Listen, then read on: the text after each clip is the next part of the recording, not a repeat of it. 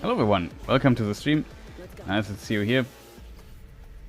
We watched together the so-called REDStream of CD Projekt, and they showed us quite a few stuff today. I had not the time to stream it when it was live, so we watched it as a VOD later. I hope the sound is good. And yeah, welcome everybody in chat.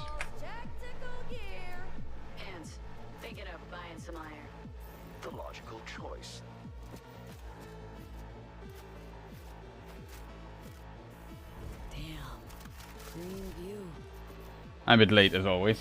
I would have started 5 minutes ago. But turns out I'm very bad at time management, so I'm late as always. Not a bad idea. Okay, I'm ready. Get this show on the road.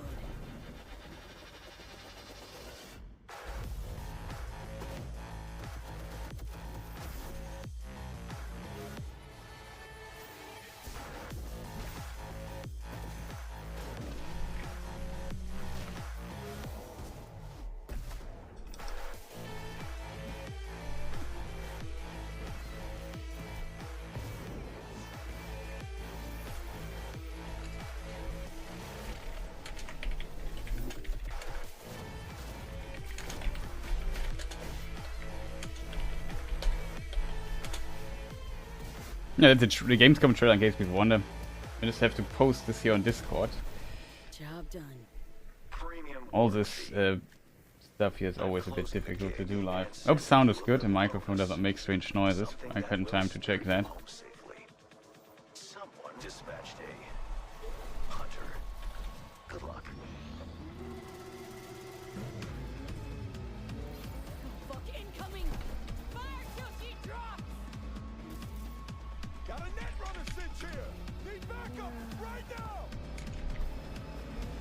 In case you're interested, there's a breakdown for the Gamescom trailer here on this channel, in case you wonder. There's also like a bigger information video about what's going on. I think there's one information wrong. I said that the car selling missions would become to the base game. That is not true. That they said here in the stream, but I didn't know that.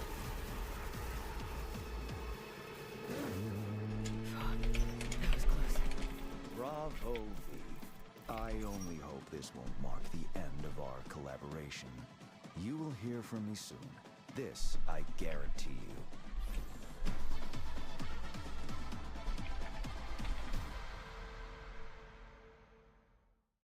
Hello everyone. I'm Okay, I'm a senior there they are. manager, and welcome to another episode of the REDStreams about Phantom Liberty and Update 2.0. Today with me I have some special guests, and of course my co-host Alicja Kozera. Hey guys. We have Kacper Niepokulczycki, lead environment artist. Thank you. And Gabe Amatangelo, game director.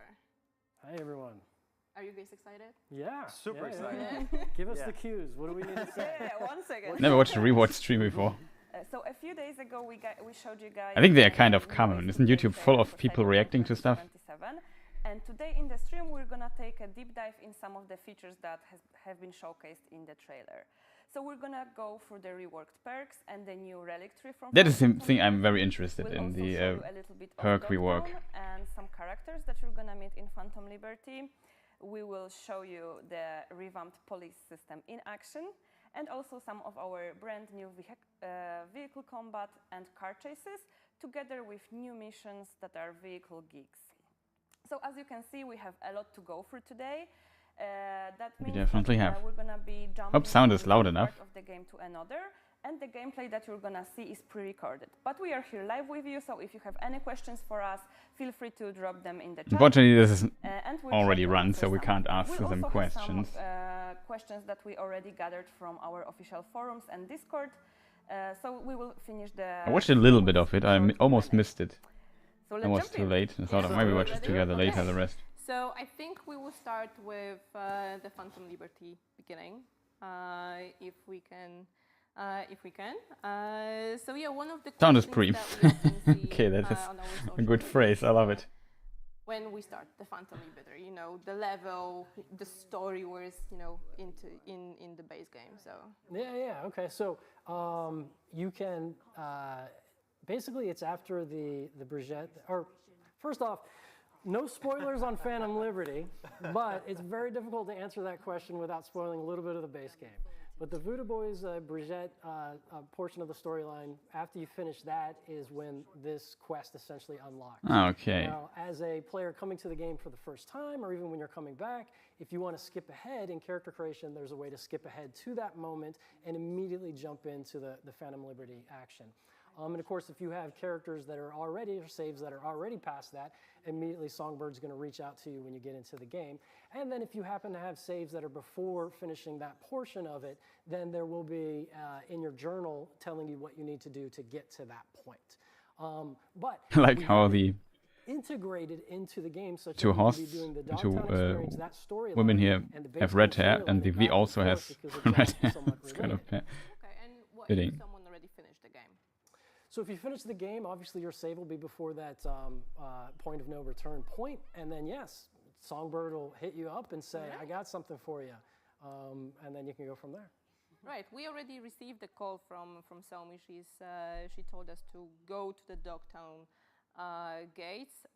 Can we actually maybe tell a bit more about Songbird herself? Who is she? What she's doing there? Sure. So Okay, she's chat. on a plane right now. First thing, let me just go back. I'm just very curious where we are. And there will be already saves that are already past We that. go here. Immediately Songbird's going to reach out to you when you get into the game. And then if you have Okay, I know where they are. before This is, finishing that yeah. portion of it, then there will be in your journal telling you what you need to do to get to that point. But we have it. I'm just curious how they enter Dogtown from here. I think this is the stadium here, right? Yeah. Back and forth because it's all somewhat related. Okay, And here is a someone already finished the thing. game. That is So if you finish the that is game, new. That obviously is your not save will be as before interesting how they do this. Who is she? What she told me? She Okay. told us to go to the Dogtown gates. Can we actually maybe tell a bit more about Songbird herself? Who is she? What she's doing there? Sure. Yeah, that's so, actually a good information to know that it she's on a starts plane there right to now play to the with Voodoo Boys. President It's a really good Roger point by you. Dogtown is a Because they game also that, said at the end the there was 2.0 war update that will was hit once, and after the Cyberpunk war, one of the colonels took, before Phantom control. Liberty comes They out had for a all falling people out with the wondering. new United States, Kurt. And Kurt has So you have hijacked time to basically play it control to of the Voodoo this Boys with and then Songbird maybe jump storyline, right to the and needs expansion. your help. There's no way that they can communicate with anyone except to you through the relic. So you are the sort of lifeline, their last resort to try to help intercept what's going to go on there. And you decide whether or not you want to answer the call. And of course, she says that, listen, I'm connecting to you through the relic. I know about the bomb ticking your head, and I'm a badass netrunner. I can solve this for you as long as you can solve this for me. And that is the deal. And you got to decide whether or not you want to jump in. So this is V's motivation, right? This is V's motivation at the beginning, yes. And we trust her. That's for players to find out. All right. Do you trust her? You can't ask me such things. Kacper, do you trust her? I think I'm on game this one. You guys have to play it and figure out for yourself. But Yes. it's a very intriguing story. All right. I know she's also giving us the new relic tree. Can we maybe talk about the new relic? Oh, I'm sorry to interrupt, but right here, Yes. this is quite a scene. She's showing you how badass she is. Let's wait a beat, because I'm not sure. Has this been revealed yet? This hasn't been No, seen this is yet, the right? This is the first time first it's being time. seen. Yeah, like if it's about me, I wouldn't trust her. So she's suppressing, because having both her and Johnny on the relic at the same time is causing an issue with seizures with you there. And so she's like, listen, I'm going to suppress him for now, but it's for everyone's safety. He's still there, as I think you can see in some of the dialogue there. What was your question? I'm sorry, I went on that tangent because I wanted to highlight that. So she's the real deal. She's the real deal. Well, she's a netrunner for the president, right? So she needs to be a Top badass, top right? netrunner for the new United States. Yeah. But yeah, coming back to the relic, right? We got. Okay, a now relic everybody from is her. in V set. Maybe we want actually We the didn't get- players to get to that point watching this gameplay. Yeah, they're going to see that here in a moment. So basically, in addition to communicating through the relic and being able to suppress Johnny there, she is able to basically utilize, enhance it, and says, listen, I'm going to unlock some potential of this relic in your head, and this is going to unlock the skill tree, which I guess they're going to see in a moment there. And is this when I talk about what the skill tree does? Or? In a moment. Okay, Let's sorry, watch getting it. ahead. In a moment. I guess Johnny is not happy to be suppressed by Songbird like that. I mean, I wouldn't. You'll find out how Johnny feels a little bit later in the story. Dogtown, not so sure. You'll need to get her out of the plane before anyone else does. Nothing's for free, Songbird. We should talk biz. Just got a taste of my abilities, I believe. Okay, was a bit distracted. There's more. I can cure you. Once and for all. Did Gabe Newell make an interview? Didn't know how much I'd really love to believe you, but I know, V. You've hit a dead end. Did he decline Half-Life 3 or what did you mean? Do you mean? Consider this an advance. Your relic's crowded with clusters of corrupted data. Okay, I'm done with that. Yeah. Now we can Ah, jump okay. to the relics. Now we come to the interesting part. So yeah, we got the new relic tree. How does it work? So the relic tree essentially enhances various different cyberware. That's kind of the theme of it. And the way that you're able to, she helps you unlock some of it. This skill tree opens up, but the way you're able to unlock more potential of it, basically get the points that you okay, you mean is by finding the other Gabe. Okay, I was just said the director of anime. Okay. I just read with one eye. Gabe instantly thought about Lord Gaben. So there's some leftover data terminals there that help you unlock more and more of this. And the theme, there's a bunch of different type of abilities. Yeah, it will be interesting to see what he does with Phantom Liberty and keep going. Okay. maybe a sequel coming out one, in for example, is a distant being able future. to not only enhance your own cyberware, but find Let's hope the vulnerabilities future is in other brighter than places. the Cyberpunk future. So, as your enemies are out there, if you get headshots, if you get precise headshots, you get damage bonuses, whatnot. We've unlocked basically, it starts to target different locations where enemies' cyberware is vulnerable. So it kind of gives you another fun kind of like skill shot spot to hit. And if you hit that and you do enough damage to it, it then has sort of like an EMP explosion. So it's almost like AoE headshots, whereas headshots are like single target damage. This is kind of an AoE thing. So it adds a new tactical element. We've got things where like the gorilla arms that you have, you can really enhance it. And as you're doing damage with the gorilla arms, you can charge it up to then do, and again, I apologize, throughout this stream, I'm going to get the skill names wrong because we changed it so many times, so I don't remember the one, but I remember the themes of it. So you can knock the Okay, they crap show out the of someone complete and then skill they'll go tree here. flying. I think we saw some of that in the trailer. With the Mantis Blades, you can charge it up and get like a really let's just go through the skills really quick. I mean, there's a good part about so let's maybe just mute for a moment so we can focus on what's actually going on. Might be interesting for people. So jailbreak, the first one, unlocks new abilities for ARM cyberware. Mantis Blade, as he had just explained. So for all the stuff, even the rocket launcher. So these other connected skill trees seems to be related to that. Dismembering an enemy or performing a finisher with Mantis Blades will charge the next leap attack. Ah, okay, now I understand. So there's a leap attack now. And we have seen this in the Phantom, in the Gamescom New Ways to Play trailer as well. He kills somebody and another person stands somewhere on a box in the distance and he jumps at this person. Let me just see if I can, in theory, bring this up on stream. Like we can maybe do a comparison and add some value to this we watching here, but it's kind of good that we can pause. Do we do this? Phantom Liberty Ways to Play, opening night live. Yeah, we need this trailer here. Let me just see if I can do this here in production really quick. Let me just, I don't know, we switch to the Cyberpunk logo really quick for a moment. Don't go anywhere. We'll come back to that in a very short moment. Let me just mute this here. Skip ahead a little bit. I'll leave it on 4K. Oh, I actually found the situation. So if you remember the trailer, we have this scene here. The loot crate. I think one of the next scenes here, new vehicles. Wait a moment. I was too far. This is the scene.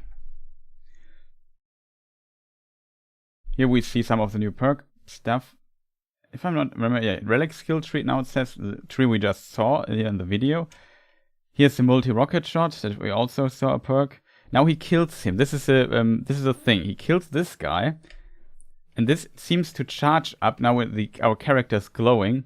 And what we now can do is, I assume, leap to him. That's basically what happened. I thought this was the air dash initially, but it seems to be different.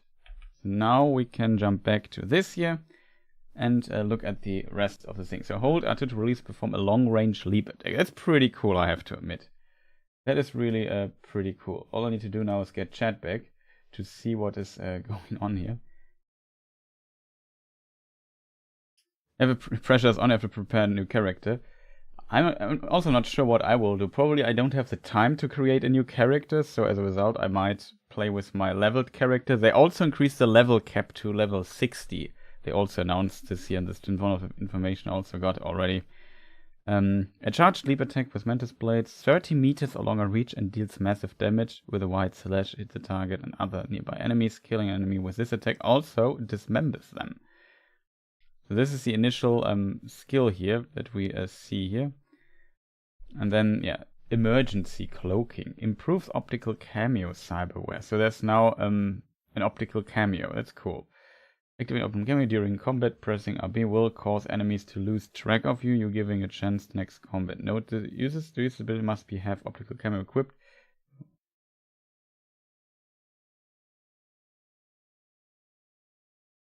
Okay, so I assume if you activate it normally, the enemies don't lose track of you. With this ability, this basically is a escape thing. That's very cool. This ability, sensory protocol, we can't read because this is over it. He's just, I assume, still talking. Whereas headshots are like single target. About it. Vulnerability analytics. During combat, you can now detect vulnerabilities in enemies' armor and cyberware. Hitting vulnerabilities, hard to say word, gives 100% crit chance. That's very strong. Plus 25 armor penetration. This is actually huge, I think, because this kind of shows us that there will be armor penetration in the game. So that is in of itself pretty amazing. That is pretty cool, I have to admit. Because previously there was one perk in the game, I forgot the name, in the tech tree, that when your tech weapon is fully charged, that it will ignore armor. And it seems like they said that they also reworked how armor and damage dealing in the game works, which I think is pretty needed rework for the game, because there's like the gameplay loop, especially in the higher difficulties in Cyberpunk, is more like you go into combat, you get hit once or twice, you have to go out of combat again because you're almost dead, and have to just consistently eat your, let's call it med packs, and yeah, the stims. So that's, yeah, it's a bit annoying. Like shooting a few times, getting hit, get behind cover, take a stim, shoot again. You know, it's kind of like that. Sees this a lot. I hope this kind of that they improve this. And it seems like this here gives us, so armor penetration is a stat that now exists in the game as well. Plus weak spot damage bonuses. Dealing enough damage to a vulnerability will cause it to explode, generating an AP blast that damages enemies within 3 meters. That's what he's, I think, currently talking about. Oh. Element. We've got things where, like the gorilla arms that you have, you can really enhance it. Wait. Headshots are like single target damage. This is kind of an AoE thing, so it adds a new tactic. Machine learning. I don't see where this machine learning skill is, but destroying an enemy's vulnerability grants 10% frequency, whatever that is, of a new vulnerabilities operating. 5% crit chance against vulnerabilities. Duration 25 seconds. Effect and duration can stack 5 times. Reaching max stacks doubles these effects. Okay. So that would mean plus 50% on 10 stacks, right? No, 5 times. 25, 50% bonus crit damage. It's quite a bit. Not sure what the frequency thing though is. Tactical element. We've got things where, like the gorilla arms that you have, you can really enhance it, and as you're doing damage with the data tunneling. This is, I think, the monowire hacking. When an enemy is affected by a monowire, uploaded quick hack, normal monowire attacks which hit that enemy and other enemies simultaneously will spread the quick hack to them. Okay, that's pretty cool. I heard initially that these relic tree things have some some downside. So far, it doesn't seem like it, right? Launch capacity override. +1 charge of the projectile launch system. No, fuck, yeah. Charging up to then do, and again, I have to admit, I never used much monowire stuff though in the game, but I think it's pretty cool. Limiter removal. So here I saw they initially said something like you can increase with these relic tree things, increase your carrying capacity, but it seems it's not that. The shockwave from a charged gorilla arms attack now knocks down all enemies within range. Okay, so this is definitely One Punch Man reference, I would say, but I thought it would be something different. So my speculation was wrong on that part. Stream, I'm going to get the relic. Yeah, this is part of all leap attacks with Mantis blades now cripple enemies, increase dismemberment chance against those same, and rest is unfortunately cut off. The relic, the skill names wrong because we changed it so many times, so I don't remember the one. What is interesting here in this context, here's a thing up there, but I assume this is just the other stats that we see. 1, 2, 3, 4, 5. And again, I apologize. Would this Throughout fit? The stream, I'm not. Maybe there are I'm more. going to get the relic, the skill name. 3, 4, 5. Yeah, that's the other. No, that can't be the other. That should be 6, right? If the relic thing has its own thing, am I too stupid to count, chat? No, it's 6. I'm an idiot. So yeah, it's total of 6. I just wanted. With a relic tree, shouldn't it be? Yeah, okay. Nothing there. Nothing wrong here. Move on. But I remember the themes of it. So you can knock the crap out of someone and then they go flying. I think we saw some of that in the we can't read it. With the Mantis blade. They show the quick hack stuff, which we haven't learned much about. Like 30-meter plus leap out of it, which is really good, and for the overall gameplay kit of being able to kind of close gaps to snipers you see in the distance, stuff like that. With the mono wire, you'll be able to put as a net runner hacks through the mono wire. Yeah, we don't want to cut off his explanation all the time. But yeah, this stuff here is also interesting. Here's a lock. I don't know why that is. Quick hacks to spread on an additional target. So yeah, that's some classic abilities we already know. Snipers you see in the distance, stuff. Overclock plus VRAM recovery rate. You have a cyber desk. If you have a cyber desk, press LB RB to activate. In this mode, you can use quick hacks even with insufficient RAM, but each RAM unit over max costs 10 health instead. Oh, okay, that's pretty cool. That I'm not too big into hacking of the game, but it seems like this is completely new. Like the mechanic that you can use health. With the mono wire, you'll be able to. Level 1, level 2 recovery rate, quick rate damage against enemies affected by control quick hacks. Covered quick hacks or the distract enemy quick hacks. % quick hack damage, okay, and level 1. There are also some passive stats. Net runner hacks through the mono wire onto the enemies, and then as you further enhance it, you can then spread the hacks from the enemy that you put it to others. Yeah, here I'm very curious how they do that, chat. The optical camo gets an. The question is this all because the original tree here for reflexes had 3 sub-trees, so it was pretty massive. And the question is how this will be looking.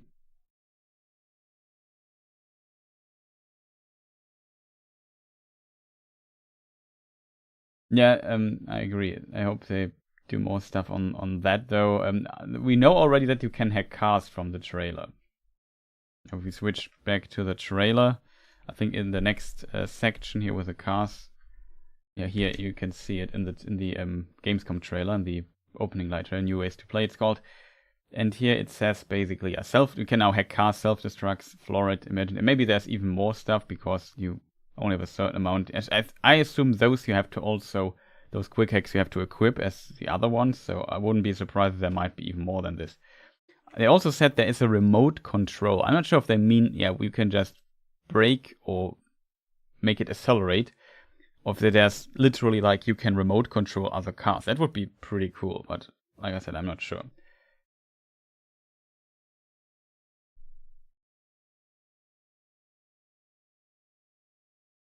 I'm thinking second stream will be somewhere 14th September with a patch dropping right after. Yeah, I agree. I mean, September is pretty close. The time really flies by. Slippery. The faster you move, the more difficult for enemies to shoot you. Effect increases when dashing, dodging, sliding, and vaulting. Okay, that sounds cool. Like here, I'm really curious how they do this. It seems like it would be, I have to admit, maybe a bit disappointing if they tuned down the skill tree so much. Though they also said like there are now subclasses or something that they introduced to the game. Enhancement for this tree as well, where you're able to like muscle memory allows you to reload weapons while sprinting, sliding, and vaulting. That is already in the game. I'm not sure if it's called muscle memory though. Out of combat, if you Stamina cost when shooting assault rifles. This is also something they added to the game. This is actually a very good point. They added that shooting rifles and stuff like that costs stamina. There's stamina bars now utilized a little bit more. I assume this might become handy with those particular weapons. Kind of the stealth gameplay loop. Sharpshooter only affects assault rifles plus 15% aim speed, and the rest we unfortunately can't read. If you mess up, or if you want to jump in and get revealed, shooting the same target 7 consecutive times deals bonus damage equal to 100% off. I can't read further. I'm kind of surprised I could even read this little thing here. Salt in the wound. Practically for a reason, and then pop out. You can enhance it that way. It goes on and on and on. Okay. Slaughterhouse. All attacks, counterattacks, and deflected bullets apply bleeding, which increases dismemberment chance. Bleeding cannot kill enemies, but does make them more susceptible to finishes. Okay, the bleeding mechanic. I'm not sure if that's already like this in the game or if they changed this. Okay, so we explained some of those. I mean, for attacks with blades, 50% stamina cost, 20% attack speed. Little Swandog's blade finisher. When enemy health is low, restores 20. Oh, finishers restore health. I think that's not in the game, isn't it? Most excited about cyberware in fashion. Second stream will pertain more to me. Yeah, potentially. There's still so much they said, and they will check in the next stream. That's what I was saying. It was the data terminals throughout Dogtown was exploration. Okay, so as you can find them throughout your exploration of Dogtown. So if you level up normally, you will not get the point. Right. Yeah. This is not through the leveling up. This is through exploration to get those. Okay. So what else do we have? Health items, grenades. We have that. Edge Runner. This wasn't Edge Runner the crafting thing before. Allows you. No, it was Edge Runner Artisan, I think it was called, right? Allows you to exceed your so here it is. Allows you to exceed your cyberware capacity to up to 50 points at the cost of minus 5% max health per point.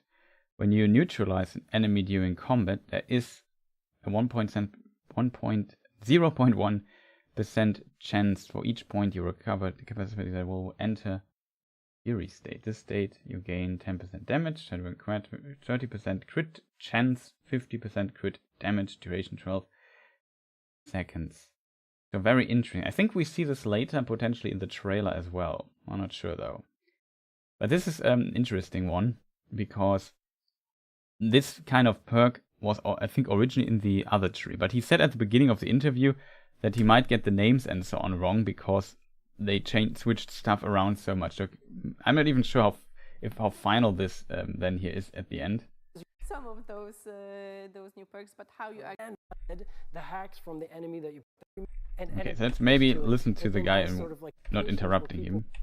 So as your enemies are out there, you know, for skipping around so much, but it's kind of interesting. Get damage bonuses, whatnot. We've unlocked basically it starts to target different locations where enemies' cyberware is vulnerable. So it kind of gives you another fun kind of like skill. You mentioned the vulnerability there. And if you hit that and you do enough damage to it, it then has sort of like an EMP explosion. So it's almost like AoE headshots, whereas headshots are like single target damage. This is kind of an AoE thing. So it adds a new tactical element.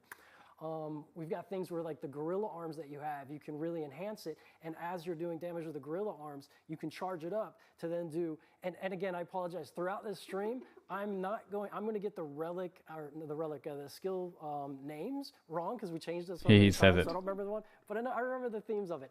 So you can knock the crap out of someone, and then they go flying. I think we saw some of that in the trailer. With the Manus blades, you can charge it up and get like a really long range, like 30-meter plus leap out of it, which is really good. And for the overall gameplay kit of being able to kind of close gaps to snipers you see in the distance, stuff like that.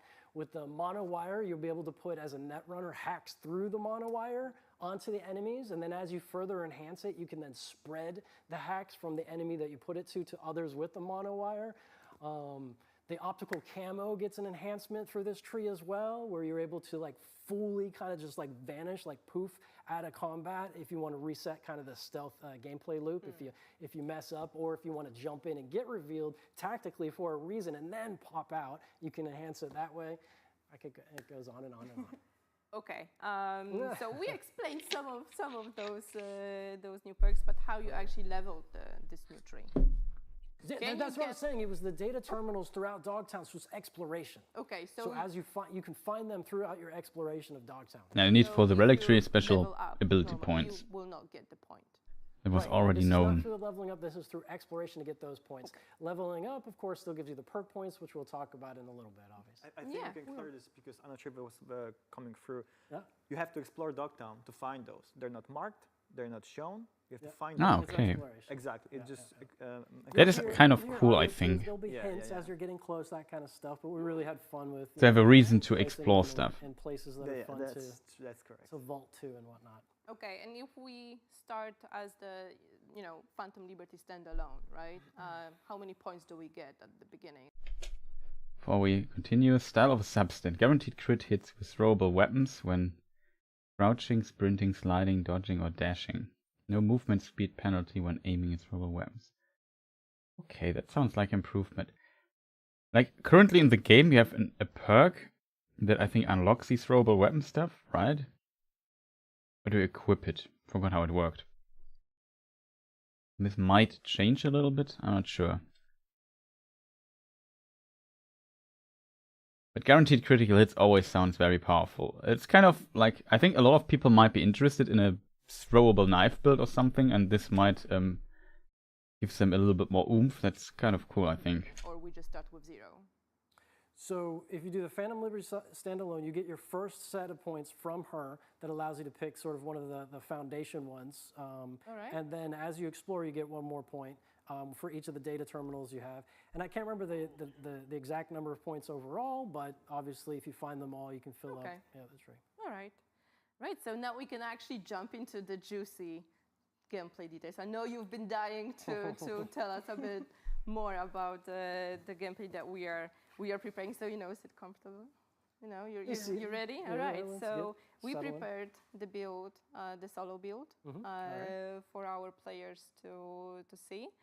And yeah, I also wanted to ask about the perks reset and the attribute reset.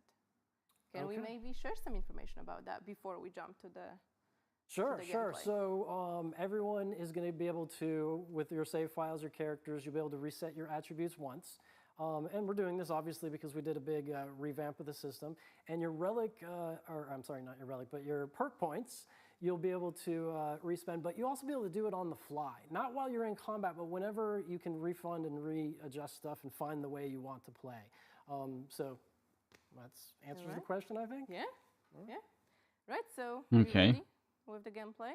Let's go. So yeah, like I mentioned, we prepared a short showcase of the new skills and perks for the solo build. So yeah, Gabe, floor is yours. I know this is your favorite way to play. You're carrying the whole show right now. Oh, okay, yeah, we're going to the body tree. So, and I can't quite see which ones we're looking at, but the body tree, basically, we have a bunch of different things, that are in that theme. Because overall, the way we approached it was that we wanted to say, okay, if we're in this like dark future, there's cyberware. Wait, this is the new. We see also in the trailer the hammer thing. Loops, the different ways you want to experience the world, and which ones are missing, and which ones do we need to add? Cool blunt weapon finishes. That we also saw in the trailer. It's pretty cool. Or you felt viscerally, if you will, is this like sort of like Terminator, type cyberware where you're just in there in the thick of it. So one of the things on the tree is you can get it to where the heavy machine guns, if you remember the heavy machine guns of the base game are like brrr, whatever. Now if you got the strength, you can really keep it steady and and just melt people with it. Okay, that is The cool. other thing is that the Heavy machine guns overall became kind of is to useless be after a in the moment. midst of the action. So the more But you're yeah, I pushing agree. the Hardest fight, there's this difficulty adrenaline thing, and the adrenaline meter goes up, and it's sort of this extra level of definitely health or gets whatever. also easier in And if time. you can do the overhand slam. Let me just quick, not I talk think is what about we call over it. this In your because fight, this you is can really interesting. keep it steady and and just melt people with it.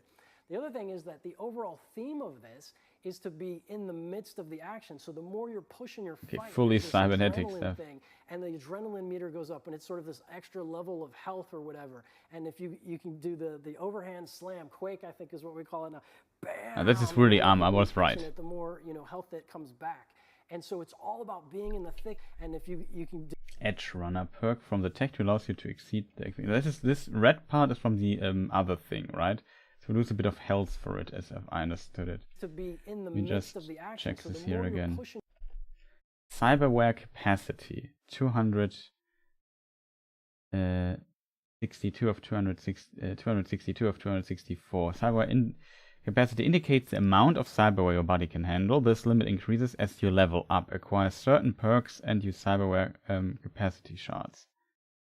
So there are also cyberware capacity shards in the game. That's interesting. And certain perks, of course, also inflicted.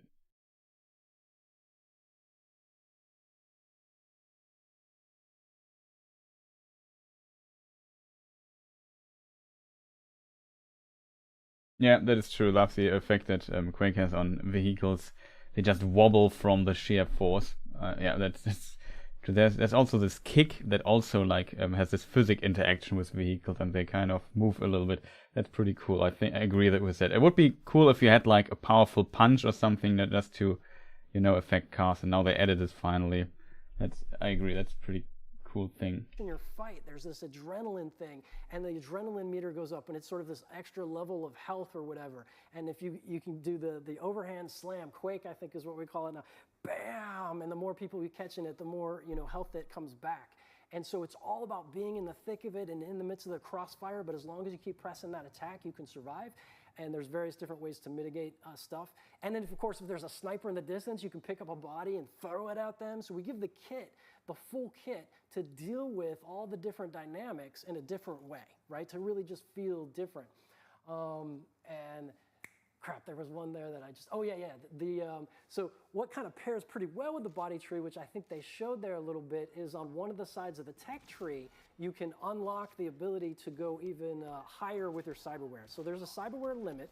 And then in the tech tree, if you get the right perks, you can kind of. This, by the way, is I think the iconic baseball you're at risk club. of getting into what we call, it's the edge runner perk, by the way, is the name of one of them, of course, right? But you can get into a fury mode, where essentially you're overloading and you're starting to receive like damage. You have your health max is lower and that kind of stuff. But it pairs really well with this build because you can keep getting adrenaline and regaining your health, right? Yeah. So it's one that just happens to, I can't wait to see all the different... Yeah, from Denny you get it, right? And how they mix and match. This is just one way to mix and match like body and tech, and kind of has that... Matt's Denny's baseball bat. I bat. had a lot of fun playing that one myself. Oh, and of course, how could I miss? So another way you can close gaps is you can charge, and then you knock people back. Yeah, like charge I've also bowling seen somewhere. pins. And that's a good one for closing gaps. And if you get certain perks, you can. I'm talking too fast, aren't I? No. I'm talking too fast. It's okay. I get excited. I get excited. Get Okay. excited. Yeah. There it goes. That was like a gratuitous throw there, which is fun to do, of course, as well. But you feel really satisfied if you see an enemy in the distance and you throw and you arc it just right, and bam, you splat them. It's so much fun. So you actually touched already the Edge Runner perk, but what I would like... The classic, I fell too deep animation. Psychosis, right? Correct. Yeah, no, I saw there was some, so pushing the limit and getting into the fury state, you're not ever going to like lose control of your character and start shooting civilians and stuff like that. Like, it's like that's not like, but if you do, get to the point where you start on your own agency creating mayhem, definitely the police, which we'll talk about later, will start labeling you as a cyber psycho, because essentially you're For them. you have the agency and you are behaving that way. can But you don't lose role-play. control of your character. Yes, you can role play it. And you can push that limit, much like David did in the anime, where it's like your health is at a compromise, but you keep pulling it. And we call that the edge runner and the fury limit that you're All pushing. right. Casper, do you have Okay. your favorite? For me, definitely going for the crowd control. I call it my Yeah, personal yeah, favorite. yeah. We saw the yellow hammer, my favorite run so far. Ah, okay. You can do, Good to know there's also thing one is that, of you know, the... Gabe is geeking about this so much because he's part of designing this. I just geek about this as a gamer because I just love to spend time right now playing it. There's an There's interview so much with more, so much more. I just cannot. director to see on you the guys having Gamescom fun. channel. Again, I my haven't seen that favorite yet. We'll have to definitely check it crowd out as control, well. The yellow hammer. That's it. Yeah, yeah. I'm good. I think we get a lot of The information yellow here hammer out has some already. abilities, like if you block and time it just right, you can be like Yes, stunning precisely, people, yeah. which is really satisfying. Actually, there was yeah. one moment where. Okay, you there's a like parry lose mechanic. I didn't know consciousness, that. Just do whatever with Yeah. the character. It's so fun. It's so much fun.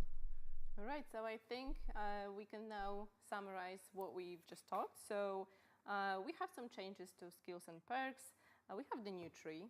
And, you know, we've seen a little bit of Somi and, you know, we met her motives behind, you know, contacting V. And, you know, it's up to you guys if you want to trust her or not with your life and with everything that's going on. And I think we can move to another segment, which will be about Dogtown itself. Dogtown, yes. All right.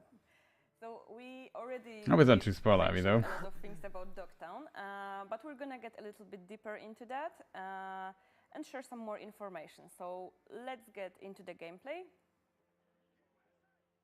And yeah, Kacper, what can you tell us about Dogtown? How does it fit into Night City in general? How is it different? So one of the first questions we asked, we're trying to design Dogtown, was exactly that: whether how we can make it different yet feel like it's connected to the same city itself, environment. And of course, we had the backstory about the Dogtown being before this dream of very luxury, very rich place on earth that you can go and have fun and do crazy other things. Yet it never come true because the war happened, right? And people, Militech and other companies, corporations actually, just pulled off out there and just everything stayed there. All the damaged buildings, even all the hardware that we're helping to build those buildings is there. And for us as artists and Absolutely storytellers, things that it gave surprised us me a in that lot of stream, the tools Gamescom to stream. create those stories.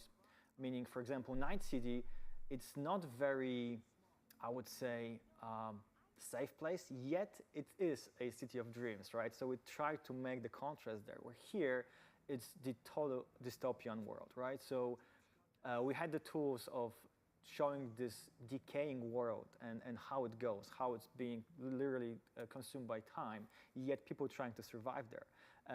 And that gave us a lot of opportunities because Dogtown itself, as you know, it's part of Pacifica. It's the part that before was closed off because of the whole building structures. Right now, it's opened, and we You'll see, okay. Those tools. By those tools, I mean we had this idea of making this very dystopian world, and we used the tools like, sorry, I'm trying to make a proper sentence here, I'm sorry. No worries. The tools like, because for me as an artist, we had the opportunity to make this use of sand and decaying world, and this makes the whole thing consistent, right? However, yet every single part of the district is a little bit different. We have parts of the district where are heavily inspired by Las Vegas, and we have casinos there, and some of them are still open. You can have fun there. Some of them are closed. We have parts where you can explore some old spas and hotels, which are very decaying, let's say, overgrown even. We have a part where you can see, which is a glimpse of hope with, we call it container zone, our internal name, let's say. But you can see there people are trying to survive there, and they're trying to build like a hope for themselves in this really hopeless place. So I'm trying to build this contrast there. And there are few flavors that I want to talk about right now. I will want you to explore this, but we really try to make, even if this, let's say, very characteristic district itself, still some flavors to it and different flavors. And I think it's going to be very, very, very much fun for everyone to explore and find those flavors and see the different environments for people to try to survive there, because it's not a pretty and safe place to survive and live in. So if this is such a dangerous place, who gets to live there? Who decides, oh, I'm gonna move to Dogtown? I don't think it's like anyone woke up one morning and said, I want to change something in my life and then go there living, because that's probably not the best place to go. However, there's a lot of different social layers, I would say, in Dogtown. We can start with all the people that are trying to escape from law, meaning NCPD, and trying to hide there. Maybe even conduct business, which is probably illegal there, but you can do crazy shit in Dogtown, because why not? There, of course, are people that maybe got drawn there because other reasons. There are people that are just living there because maybe they were pushed away by, life is life. In Night City, you have to be able to survive. The kind of political situation there is very different than Night City. Like the NCPD's not there. As we said, it was the site of the war, and he was a colonel in the war against the Arasaka, so corpos aren't allowed there. So as Casper was saying, it's a place that some people want to or need to flee to. So it creates quite an eclectic mix and group, and it's also a place where things that are illegal in Night City can be done there. And so it all adds to the texture and the story potential and the side quests and stuff like that we have there as you explore. It also gives us the opportunity to build contrast, because we're always trying to find contrast between layers, visual layers, and social layers. And here it's a lot of layers on top of each other, creating those contrasts. So I think it's very cool. And we hope at the very beginning, when you see the big gate and Somi's trying to get you past that gate into there, that we give you that feeling. You hear on the megaphones, and I'm not sure if the audio played there for them, but you hear on the megaphones where Kurt is saying, like, no NCPD, no corpos, so on and so forth allowed there. And you even have scenes where NCPD is trying to get in, and the bar guest, his militia, is like back. Wait, am I allowed to curse? Yeah. Am I allowed to curse? I don't know. One per stream. Back the F up. No, okay. Anyways, so it just gave so much potential. And I think the other thing that we had a lot of fun with, and as Casper was saying, was just that sort of that feeling of like oppression. Like, it's like even in the zone where, people are, they've got stands and they've got some commerce and they've got a life there. There's still those bar guest soldiers that are walking through, just making sure everyone's in order, so you feel that. And of course, the closer you get to the Black Sapphire, to his tower, the more it's sort of like in a military encampment. I would still add to that what you said, is that because you may be made feel like Kurtz's people, bar guests, are there to protect you. It's not entirely the case. No, they're trying to protect themselves. That's true. That's a good point. But they're trying to maybe just make sure that they're okay, but they don't care about you. Okay, but let's right, circle back a little bit. Okay, Barghest and Kurt, who are they? Because Pacifica, we always thought it's like Voodoo Boys mostly. That's their turf. True. But Dogtown is controlled by Barghest, and the leader of Barghest is Kurt. It's Kurt. Right? Yeah, I think we have to make sure that it's called clear. Dogtown itself still being part of Pacifica in terms of the map, like geography. What's the word here? Geography. Thank you so much. But it's like as a entity, it's a separate thing, right? You have to go there. It's almost like a Vatican in Rome. If it's a good example, maybe not. But you know what I mean? Like, as far as borders go, Now what he means with Las Vegas is pyramid there with the obelisk. But yeah, so when you go in Definitely there, looks like a casino from Las Vegas. It's a different world, and it's run by Kurt, right? And the Kurt is a ex-special force military guy from Militech, and after the war, he started his own army, basically. And all the people, all the army people joined him that also couldn't find their place in the world after the war. And he basically created his own kingdom, let's say, even, right? He runs this place, and whatever he wants, he gets it. No, that's a good point. I got carried away a bit. Because you started talking about Barghest without so explaining who they so are. So his army, his militia, let's say, is called Barghest, right? Yeah. The forces are called Barghest. He's Kurt Hansen running the Barghest, and it's his playground. They do whatever they want to do there. Of course, he's also a businessman, but I don't know how far we can go there. we can leave it here. Okay, people can meet Kurt on their own and find out more about it. In this playthrough, they have seen a peek into Kurt's life, everyday life. But okay, that's it about Kurt. Let's go into Rosalind Myers, because she's another very important character. Gabe already told us a little bit about her. She gets lost in Dogtown with her Space Force One being destroyed and shot down from the sky, and we meet her. So let's see on the gameplay Rosalind Myers, and can you tell us a little bit more about her? Yeah, so she is the president, and we get shot I down love there, her. and we find out that you know, she's someone who can hold her own, but she definitely needs assistance in getting out, and it's just the two of you, and you're trying to kind of find your way and escape, you know, Kurt and his crew who are chasing you. So it's kind of a fun kind of like look around every corner in the first. I'm always hesitant. I don't want to spoil too much, but in the first sort of segment of gameplay, and in this scene here, we're seeing in a hideout, and I'm not sure if the audio is playing or whatever, but they're listening to Kurt, and this kind of goes to the point that you're trying to say. He's you know, he's not just all brute. He's a smart politician, and he's playing a political game here with the propaganda machine, if you will. To say that, you know, this is a ploy, the president isn't really there, so everyone look away while he does what he wants to do. He's like, they're just trying to position Night City to be able to reinvade my place here, and they're trying to take advantage of this, so he's really putting everyone in a difficult situation politically such that he can maintain his power and, of course, keep the president at risk. And you are, yeah, I'm not going to spoil anything more, but yeah. That's good. That's it. Okay, so let's recap. We get contacted by Songbird to help the president. Kurt is the dangerous guy in here. Quite a disguise, So how the does Solomon president, yeah, Richfield that's- fit into the picture? Would What not is have he guessed doing in she's the Dogtown? president. I mean, he's Though we know it from the amazing. first Idris Elba Phantom portrayed Liberty character, trailers so and interviews this is already that amazing. Myers is the president. Was this for me or for Casper? I don't know. I guess I even don't from know the how game far she's we can mentioned go there here. also. We so- can just say who he is. He's Okay, a so- sleeper agent. Yeah, he's a sleeper agent, and he's in Dogtown, Yeah. right? So we meet him, and he's a big part of the story. Yes. He's awesome. So yeah, so I'm really struggling he's got here. to check. I know. I'm with you. I've been asked this before on some other ones, and I hesitate. But he's got a complicated past with Rosalind Myers, Songbird, but he is such a badass agent that was instrumental in the war that was there previously that they basically have no choice but to kind of call back on him here.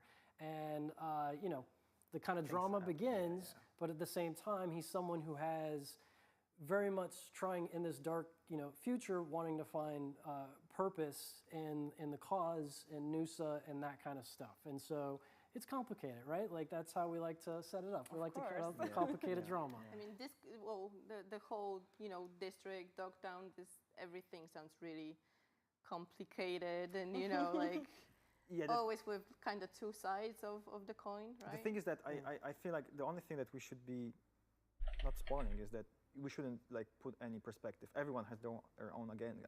I'm sorry. Yeah, for and sure. and it's really cool because when you don't know the story, it's really tricky to know how to behave, let's say, in the situation. And I love this. Yeah. And I love this because you're on the edge all the time. Okay. And Before it's we fun. actually move on, I should also we maybe have, post a the question link in the chat, from right? The Twitch chat. Oh, alright. For you, Kacper. Oh my. From Prostame. I'm sorry if I That's pronounced the it link to wrong. the How VoD did you approach we are watching here. navigation around Dogtown and the visual clues? Okay, that's a great question. It's a very important question as well. So thank you so much for that. We always try to find any landmarks that will make the player understand navigation points. Even if we would be able to take away the map, the mini map, you should be able to find yourself and navigate through Dogtown. The thing is that Dogtown itself, you probably saw it from the trailers, it's like a very U-shaped structure. So it's easy to navigate to see whether or not you are looking at the big buildings or other big buildings, which are very different. When you're going to see it, you're going to understand it. But also when you go slightly deeper into smaller environments, we always try to put like small cues or buildings or even lights, because you know lights and shapes, they're the best tool to use for navigation. Going, let's say, even deeper into some parts of the Dogtown, we use things like tools like cables or colors or even things that you can just literally follow to find a path or something. So there's plenty of things that we used across Dogtown, and I really hope it works well, but you know, I'm waiting for the feedback from you guys. You'll be the judges. Yeah, exactly. Okay, guys, so before we wrap up this Dogtown segment, I know that our community had a lot of questions about, can we expect a new apartment for V in this district? Yes. Gabe's like, Yeah, Gabe? Yeah. yes. Simple You answer. will, yeah. It's awesome. And it It's plays unique. the main Story, storyline. yeah. So not gonna say any more than that, other than yes. Oh, and it's super cool and unique. Yeah. It makes sense. And one more, we have so many amazing characters. So we already talked about Somi, Reed, Kurt, Myers. Are there any new romance options in Phantom Liberty for V? No. No, there's not. Casual, no. There's not. And here's the thing: is like we talked about it, and it's like, okay, this situation in this story, again, without spoiling too much, there was never like a moment in which it's like, okay, let's force romance and sex on you. It just didn't want, it was like it would be exploitive. It didn't go with the rhythm of the story we were trying to tell, and so it's not there. Yeah, absolutely. Yeah, I think V will be busy with something else. Yes. Yeah. All right. Thank you, guys. So to sum up, we have a new district straight in Pacifica. The district is run by Barguest, whose leader is Kurt Hansen. This is basically a city within Night City with their own laws and law enforcement, etc. And in Dogtown, we're gonna meet Kurt Hansen, Rosalind Myers, Solomon Reed, and many, many other characters that we want you to discover for yourself. And now we can go into something that was super highly anticipated by everyone. Okay. Yeah, I think like What's that? What is it? Yeah. we've had like millions questions about it. That's and, many? Since the release of the questions game. already, yeah? So we're gonna talk about the police. The police. All right, I 5-0. know, you guys worked so hard to actually, make sure that the police is the police in the city, and I know our community has a lot of questions about how it works. All right. So I think it would be best if we go, from the top to the very bottom. We have like amazing gameplay prepared for that, together with showing some of the car combat in there as well. So yeah, maybe let's just jump right into it. All right, so I see we have this new. Okay, that arc. might be very I think interesting. It's a new one, if I remember correctly from the gameplay. And we see the So it has machine to guns be in action. Okay. All right. So what, Can do I we- just can- start? can from Also the top? explains Can we we saw talk the about, Outlaw GTS in the why trailer. can we shoot from Because the it's car? awesome. That's why we can shoot. And right now we've got some mounted guns. That There's shoot also from. If you ammunition go down into- there. We're not so sure yeah, if it's limited. So, You have to vehicles, buy it. all of them you can use your pistols, your SMGs, and shoot from it. You can. The vehicles. We also some saw vehicles that a have little bit that you mounted can shoot now turrets, out of the car with which your we're own demonstrating weapons. there. And then some vehicles have missile racks as well. So as far as the vehicle combat goes, those are your options with that. Oh, and there's hacking. You can hack as well from the vehicle and into other vehicles. How awesome does that look? And man, kudos to who recorded this in first person, driving in first person and shooting in first person. Yeah. But yeah, so, and should I jump into the police system? Yes, because I think we just made them a bit angry. Like Yeah, in there. bit. Wow. With vehicle combat, I should actually back up for a second. So on the bikes, you can also use melee weapons, which is a lot of fun. And then you can precision shot the gas tanks, which is different on different vehicles as they're different made. So it's one of those fun things that, as you get really good at this, you can really pull off some cool stunts. And you can hit tires with the katana blade. You can shoot tires. And so then the police system, as you get into trouble, one reason or another, you start to gain heat. And when the police show up, at first they're just like, okay, where did the action happen? Where did the crime happen? Or where did we get called for whatever reason and whatever kind of quest or whatever? And I try not to spoil things, but when they show up at the scene, It's if really you're still at the difficult scene, to then of talk course you so can much do about the combat, game, and which you you're might wanna not allowed, know. or If you don't start want to to spoil really stuff. crank up the heat, then they'll send more people at you, and they have tactics. They try to run you off the road. They try to T-ball. It's so much fun when you're going full speed. And Yeah, they're I like, assume it's so as well. bam! It's like we got those moments. It's really cool. So and then if you really crank up the heat, they start to bring out their own weaponized vehicles. There they And then, are, of course, max we're tech. here, Yeah, and you max crank it out even more. Now you got max tech Oh that yeah, shows 5 up. stars. Yeah. And when MaxTac shows up, so if you're in a vehicle and MaxTac's trying to get you, you'll see on the screen they're trying to hack your vehicle to, stop you. And then if your vehicle gets hacked, then they show up in an AV, or if you're on foot already, and 4 MaxTac come out. There's 5 different archetypes, and it's a random 4 of the 5 different archetypes that come out to fight you. And one of the things is like, as those of you who know you've played, there's difficulty modes, right? And you put on lower difficulty modes, guys are actually easier. However, with MaxTac, no. So they just have like No, one minimum, level hard. minimum is hard. Minimum is hard, and there's a minimum level as well. So there is no story mode for MaxTac. So the moral is don't do crime. Yeah. Well, yeah, I mean, because the thing is you don't get to Is the I'm level not unless 100% sure what he means really here. wanna Here, push does he mean level, right? max So you tag get it. only And so shows up if you're on engaging in hard, that, we wanna and make that's sure the that level MaxTac is an encounter. minimum you have to Yeah, for them to even which should I go into? bother I with talk you. forever about I this mean- stuff. I mean, There's I just so much. I don't know. I was playing and I was randomly just driving and was trying to get rid of the police. What does he and mean? the more I Even tried to if get you play on getting rid easy, of them, they the are more hard. them were showing Or up. like So hard I enemies, actually it doesn't reached like Max their this way, because I just HP, wanted damage, them to leave me etc. alone. would be the I same. just actually wanted to ask, like, what's the the search loop for the police? Like, can you just like But yeah, usually know I you guess. can run away from them, but you have to just run and run and run because I managed that. Yeah, I assume so as well. Is it difficult, or at some point they just And he also says in the same thing there's a level requirement So for that as far well. 1, 2, 3 Which makes stars, sense, I you guess, maneuver because away. those guys are so strong. I mean, we try to strike the balance of the realism, but also the agency of being like, I'm trying to get out of this. And I'm not sure what's shown in this video, but we show you, like, we expand the radar, we show the circles, and we like to, internally, we call it the Pac-Man game. Because, like, if you've got, like, 2, 3, even 4 stars to some extent, you'll see little circles of their cone of vision. Pac-Man game is a good way to describe it. And avoid them and that kind of thing or whatnot.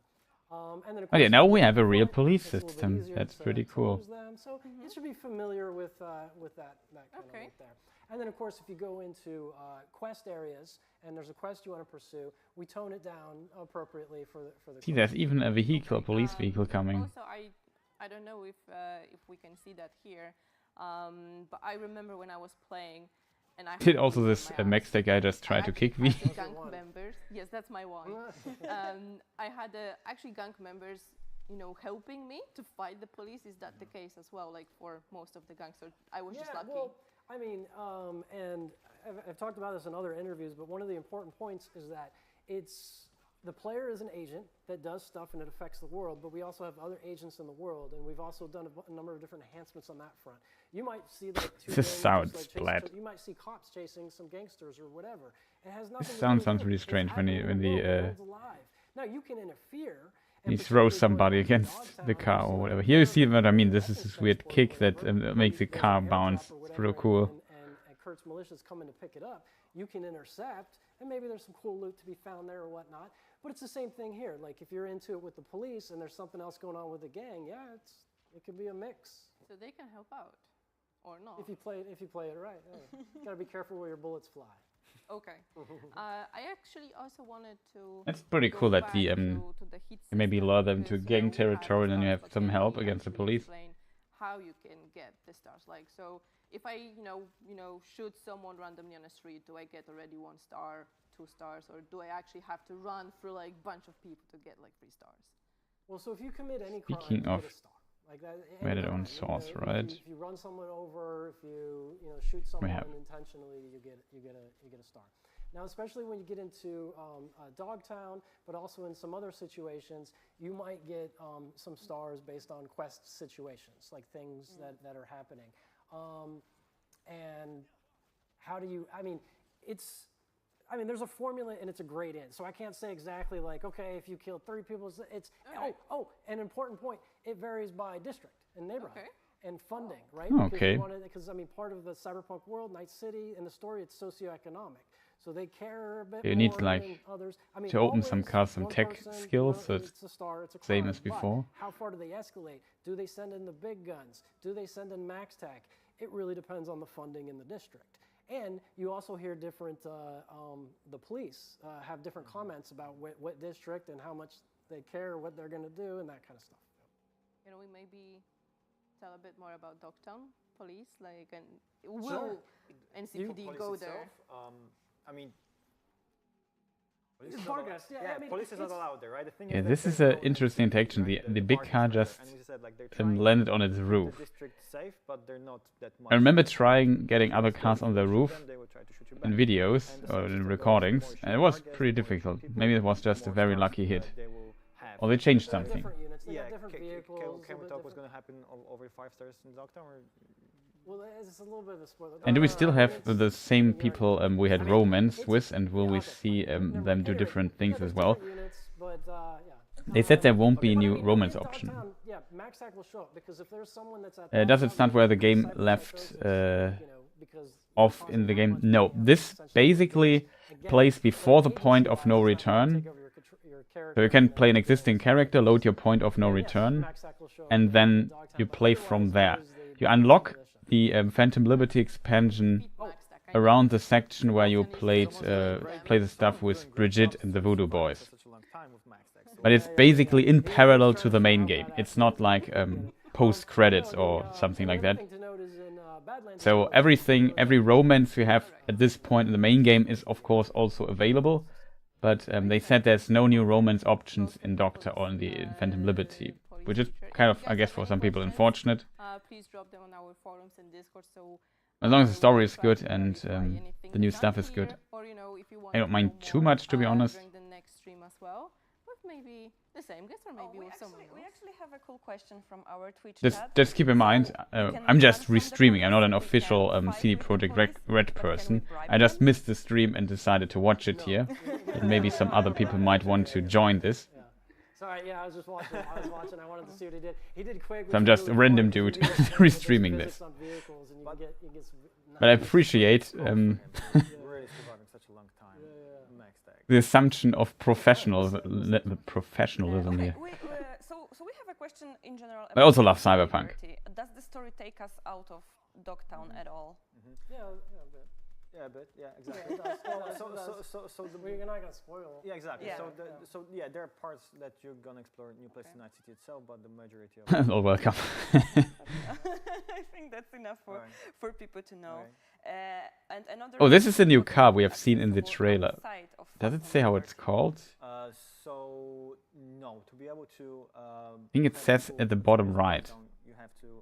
Or get whether the Phantom thing Liberty. is in front of it. However, for people that don't get Phantom Liberty, you're gonna be able to see Phantom Liberty. So the new cars also downtown, going around from, in the let's game. say, from perspective of someone that cannot get in there. So you're gonna see the whole thing. You're gonna see the gates. You're gonna see people standing trying to get there, but you will not be able to get because you don't have the access Okay. to it. So you will see the Yes. gate. Exactly. You see the Here's gate, the you see the roadblock horizon, of the you see police. the It's there, also so nice but to you're see not that able to finally the be police able to- does actually things. So now I love it. Sorry to interrupt. Yeah, he's trying to like they're shooting past him with the mounted weapons, and he's trying to outmaneuver. This is fun. And he's got you see the bar there, the hack. They're trying to hack, and they disabled his car now. And he's trying to run. But you can disable cars and stuff. It's pretty cool. Look at that. The bat. All right, what's the next one? What's the next question? Oh, you like the questions? Well, I mean, I don't know. What's the next part in the script? This part I've already seen. Here's when I, So, like a little bit before this, I started to tune in when it was live today. Talk about this from the perspective of the player. Wasn't a fan of the Okay. point of no return thing in Horizon Zero Dawn or Witcher 3 or Cyberpunk. Very non-fitted way of ending game. That is, I guess, kind of true. From one point of view, being fun is that I can it understand also gives so much more, what you mean there. Fun factor, the whole thing, right? You can just take your car and even, grab On the other side, I'm also kind of glad that I can and that drive car is through the consistent to- further through Night City with my fully leveled character. So in a way, really awesome I guess game, it's a good and thing. I really have fun so much with it. So I'm just trying to say that this is just awesome. It's one of the best features I feel like we're introducing here. From my perspective, of course. Right? As a- Yeah. No, I mean, that's the goal is to try to give. I mean, and I've said this in other interviews, but the city is beautiful, right? Like in the dark future kind of way, of course. But yes, it's beautiful and it feels so alive, and we wanted to just breathe more life into it. And a way to do that is with kind of systems that complement and manage and meet expectations rather. Are we going to talk about vehicle gigs or vehicle Yes, contracts? we at have all? we have about another that. piece Oh, sorry, of gameplay later on, so we can. I'm famous for going out of order. And Yeah, because it always connects very well to this endless, almost. Yeah. It's also a thing I need to gameplay maybe loop, which change is so in my much other fun. video For thing both. about the Dogtown Gamescom Night City. trailer. We lost all the stars and I think we're gonna. No, run it's not in the safe video right now. description. It's in the comment section where Oh, I no, claimed like, that, there's which still, is like, not 100% correct. I think the But yeah, I guess we can go to the the vehicle gigs. Stealing cars, Okay, so the what repeatable we're stealing gonna car show you mission in is a not coming second, to the main is game our as free brand update. new It's part type of the missions. So we're gonna expansion, have so I can vehicle delete that. gigs, Didn't which, know as that. Kacper already mentioned, are very well connected with the police system Question and mark to the, airdrops. I'm not sure if they come car to the main combat, game. because you basically start getting chased, so it's very easy to kill someone, and then police gets into it, and you know, so on and so on. So let's start with the next part of the gameplay. And here we find a car, and we will in a second get a call from Muammar Reyes, El Capitan, the the fixer that you know from the base game.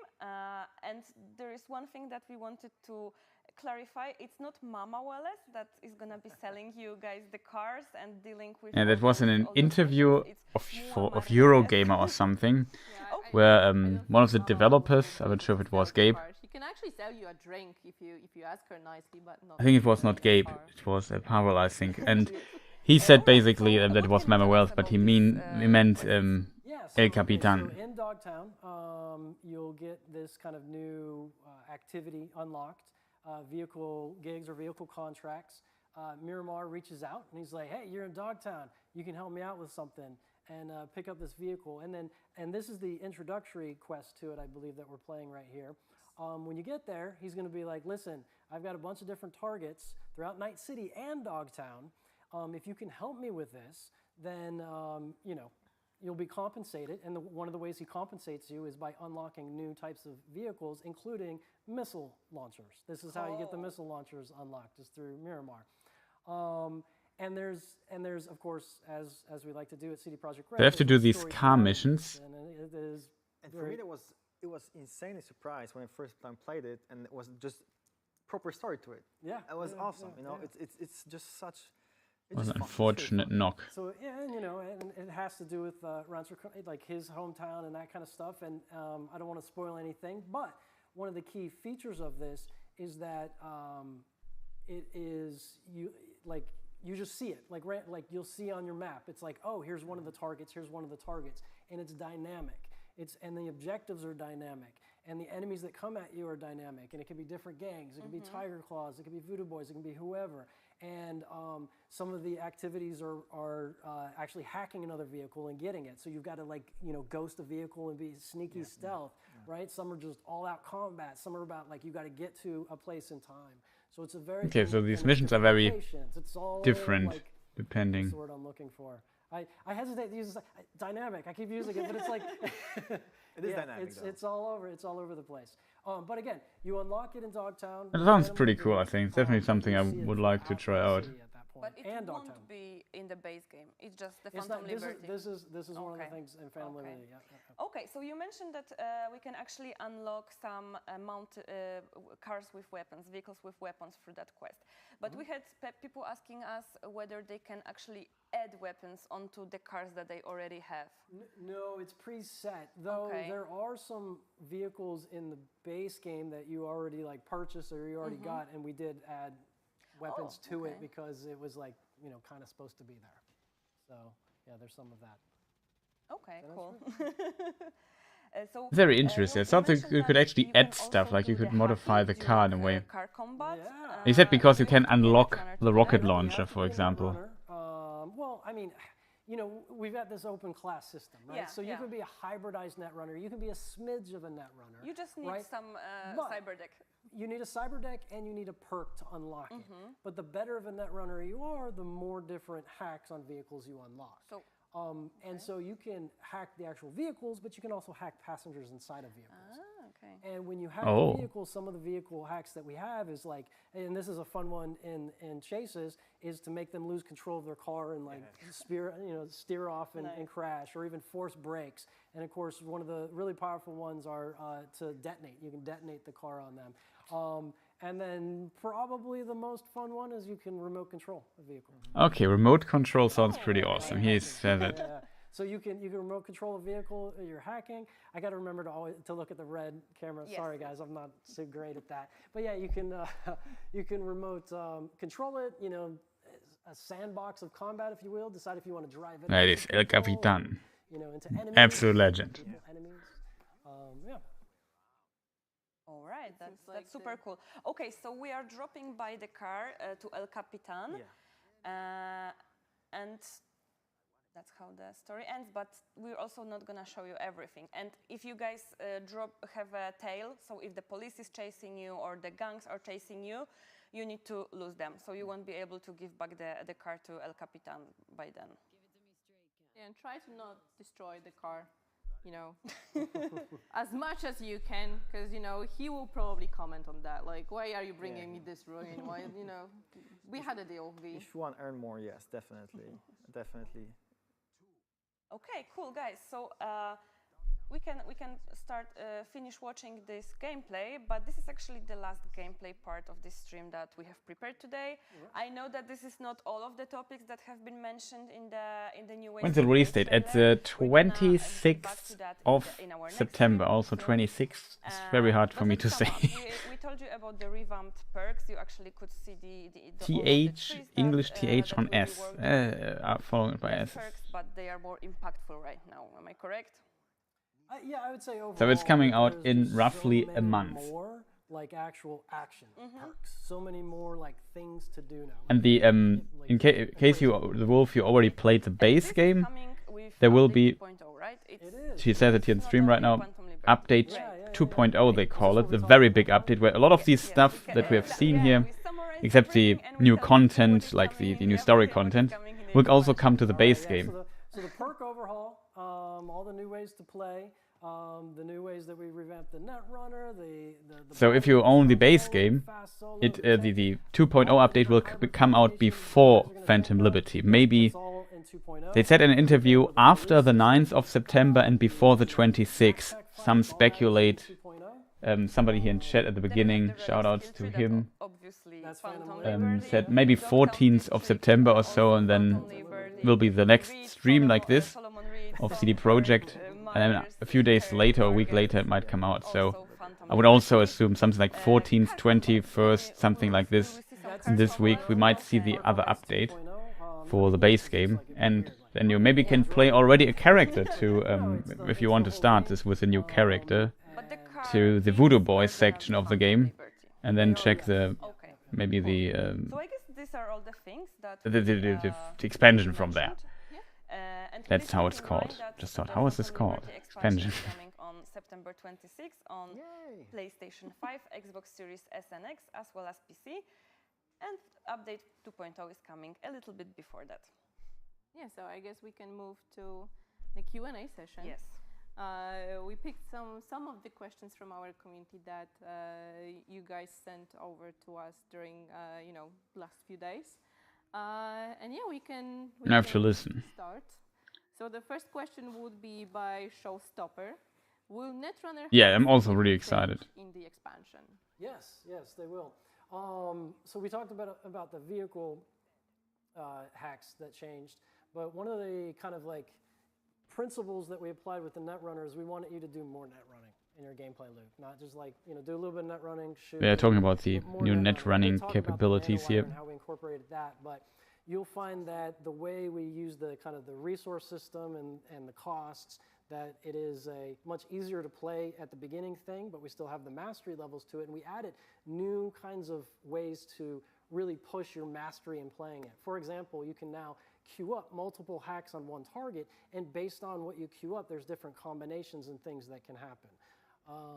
Okay, that sounds interesting. So, I mean, there's a lot of the familiar hacks you'll see from before, you shock, all that stuff. I'm actually not sure how it works currently. We also incorporated, and I apologize, I'm not going I to. think you can't queue up currently, right? You just have one, have to wait till it's done, then you can do the next, apply the next quick hack. Really well with net running, and so there's like synergies that you can play off of with like kind of regenerating your memory, that kind of stuff. So it has a very different rhythm to it. Maybe that's the best way to put it, a very different rhythm to it, which we hope everyone enjoys. All right, awesome.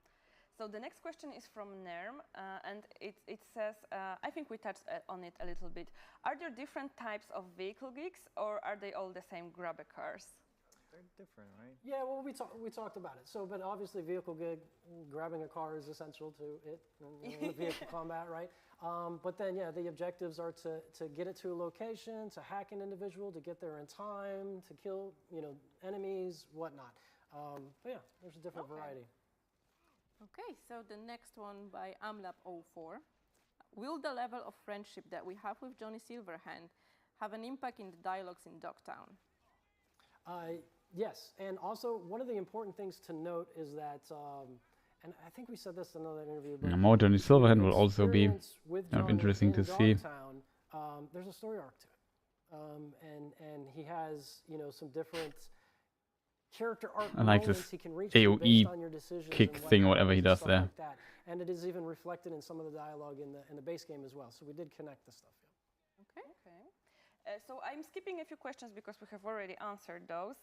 But there is a nice question that we touched up on, but we already know why Night City gave up on Pacifica. There was a war, but the rest of the questions is asking, why is it actually called Dogtown?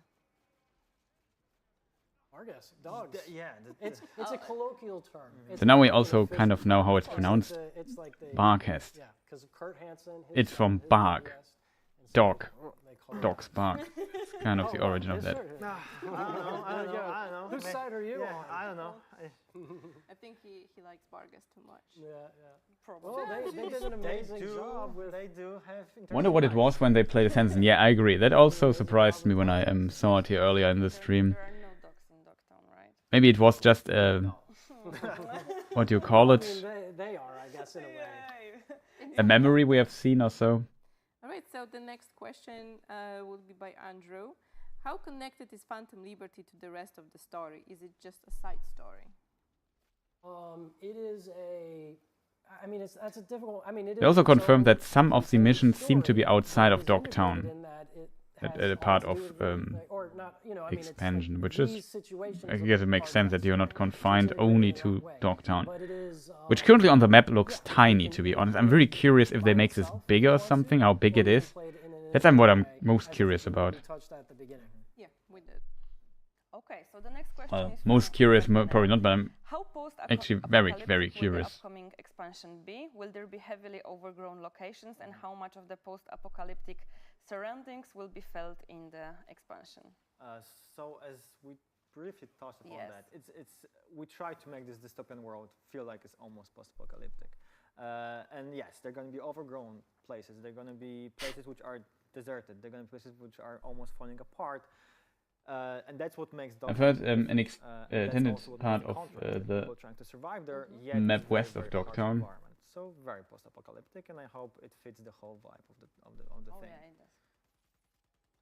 So next All one. right, so that would be Give the me last. more. The last More? I mean, east of Dogtown. I mean, come on, guys. Because I you think can west drop is us already through the Pacifica, right? questions, Like the in place the we chat. already still have. I think they don't minutes. change it this much. But yeah, for now. And the What about the last one? trailer will with the Mr. current level limit El be- Capitan, we have seen that they drove out of it. Yeah. So with Phantom And then there were Liberty, we these, did, you know, these homeless camps and so on. They were still there in front of this So not gate. 70.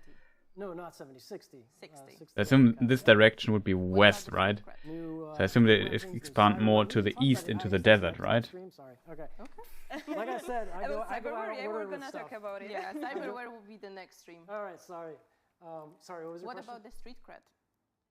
Will Can the it level raise? of the street cred will be Yeah, up? no, that Okay. actually, yeah. The street cred stays the same. So if you reach 50, it But makes you have level. new, with Mr. Hands, which we showed in the trailer, I'm not spoiling anything there, you can now fill that up, and there's, new stuff to be had there. And he's quite integrated with the story as well, which is a fun thing that we did.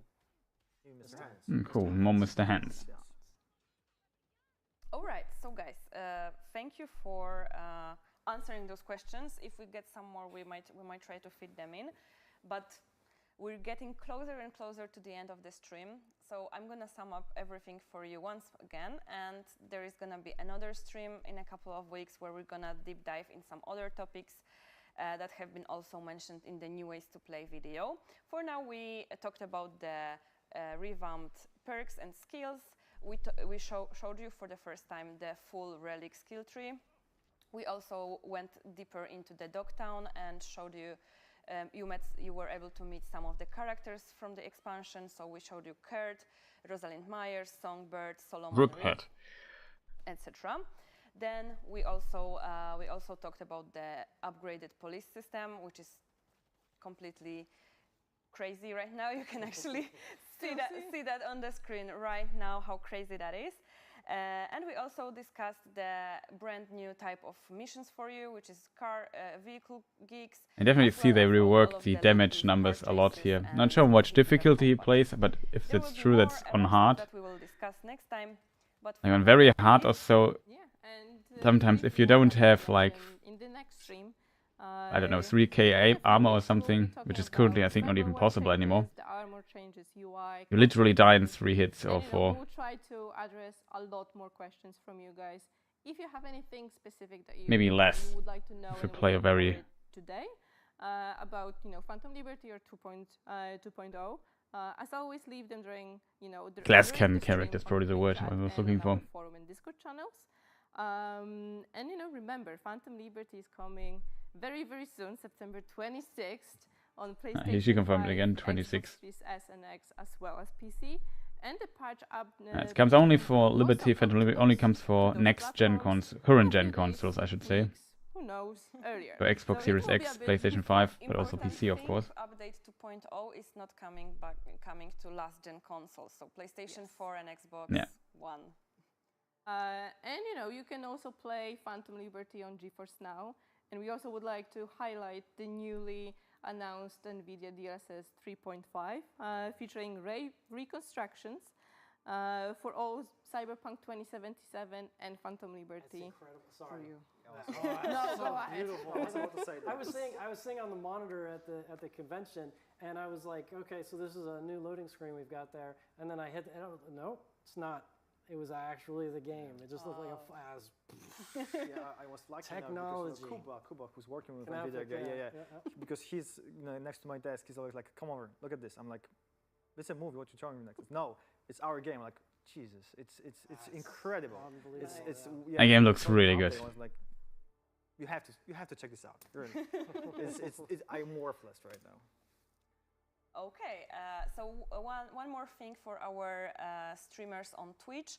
If you are a content creator, wait, I'm not streaming on Twitch right now. Make sure to which I do at times though. Our social channels, because we're gonna have a very it's just a hobby for you very soon. So coming soon, and I'm afraid that we need. No. I'm afraid that we need to. I like how the host always has to stop the other guys to not spoil everything. Thanks for attending, and we can't wait to get it in y'all's hands. And just thank you so much for the support and sticking there, and we're believing in us, and believing in us, because it was a hard time, but Phantom is really gonna be awesome. I really hope everyone's gonna enjoy that as much as we did doing it, and it was a ride. So soon. It was a ride. Yeah. Awesome. Thank you, Kasper. Thank you, Gabe, for joining us. We're gonna have more information coming soon, but I hope. Okay, that's the end of the stream here. For this stream, we might watch the Gamescom interview Thank you so much. that Agitated Zone recommended for us. So yeah, that was the VOD. I can link it in the description if you want to go through it as well. I even put in the time code. It started 18 minutes in case the time code doesn't work. It was on Twitch. I have not found it on YouTube yet, so that's something. You have me now at least talking about it. So yeah, quite interesting stuff. We can maybe for a short, brief moment before we watch the Gamecom stuff. You're welcome. Thank you for sharing. Yeah, no problem. I thought it was interesting, and I almost missed it myself today, so I could assume that a lot of people also didn't even know that stream was on today, so I thought, maybe we watch it here or together, because I only watched at the police system in the middle of it, and stuff like that. So muscle memory allows you to, we have this, let me just, I mute the stream, because I know we can maybe discuss a little bit better what's going on. Of course, Twitch is terrible to watch stuff. So yeah, this is now the reflexes tree, which I spent a lot of points in my local playthrough. I played mostly like snipers and pistols, which sounds like a weird combination. but I played the classic crit build and went for like 2 million damage crits or something, which is I assume not possible. At release, some crazy things were possible with crit builds. It's currently in the current version of the game. They already reworked the perk system in game or a little bit, so those are not working anymore. Here's the air dash. I think maybe Agitated Zone knows this. Isn't there currently in the game, because I've never spent too much time with cyberware, isn't there a legendary cyberware upgrade for your legs that also allows you to kind of air dash already? Or do I remember this wrong? In theory, I could just look it up.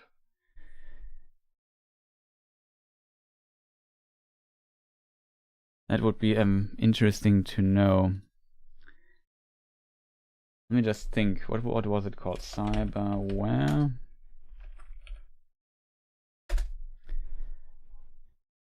Let's see if I find a little cyberware list here. Cyber limbs. There's a pen and paper version of it. I need the 20.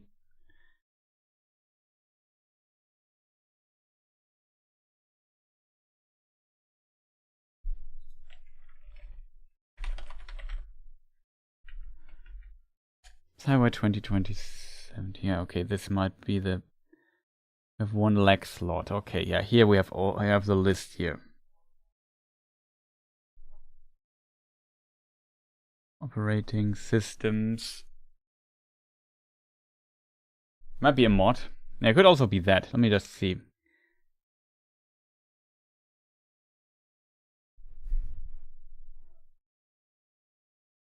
Power jump.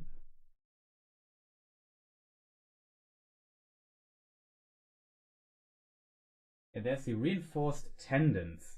Sorry, maybe I'm a bit muffled here. Let me just move my microphone. It's potentially easier.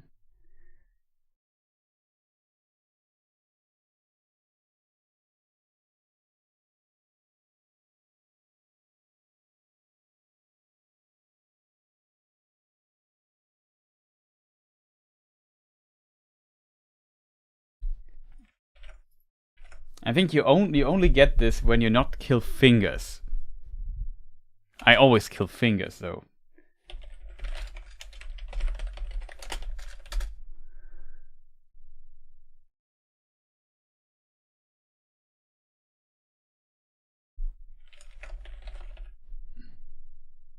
It's a rare version.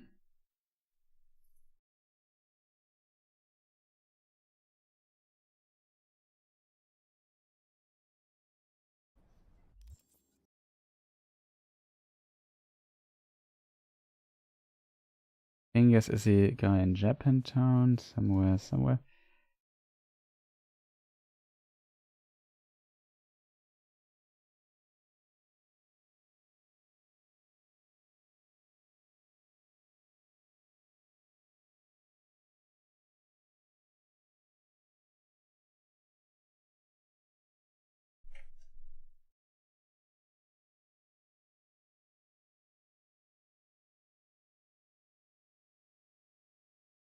No, I think it is a triple air jump. That's the difference. It's not an air dash. Let me just see if it's true. 1. Why does it jump higher?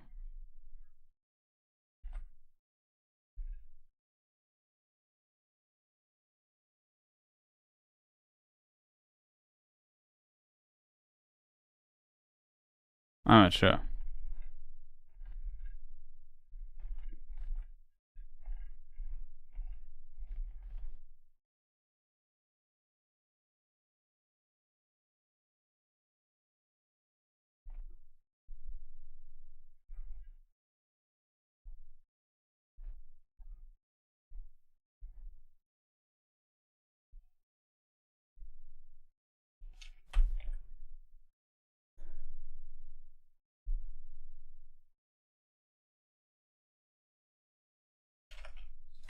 Reinforced Cyberpunk.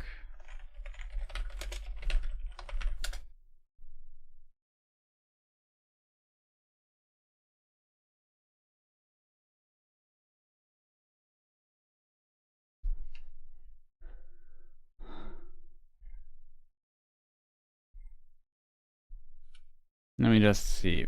Fingers. Yeah, there it is. Is this super rare thing?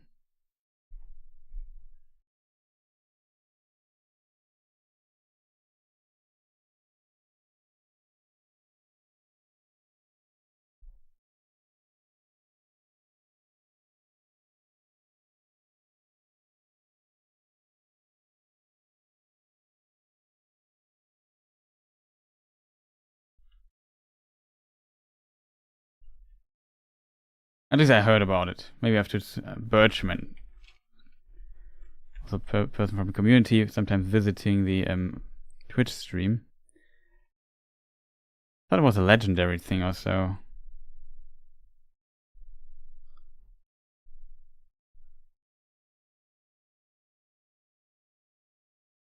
But yeah, I don't know.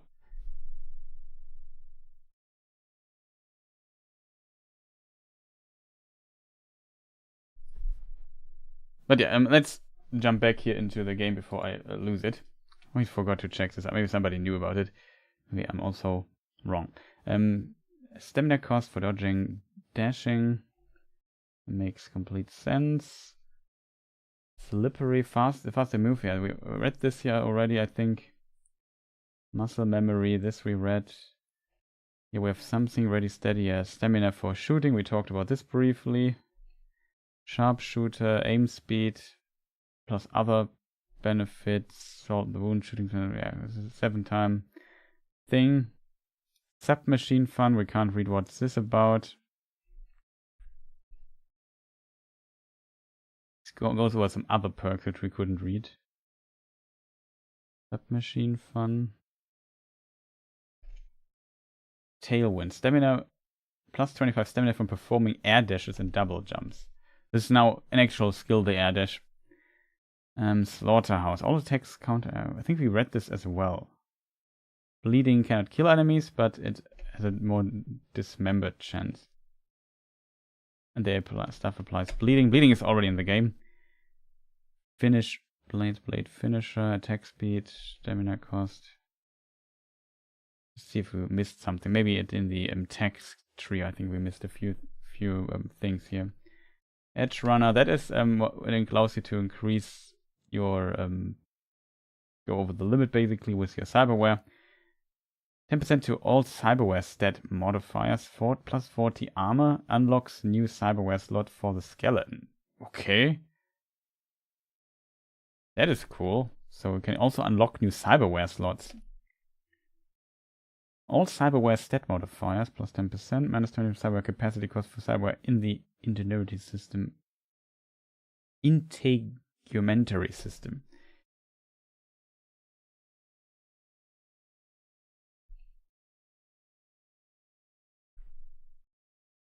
Didn't they also check some of the side perks here?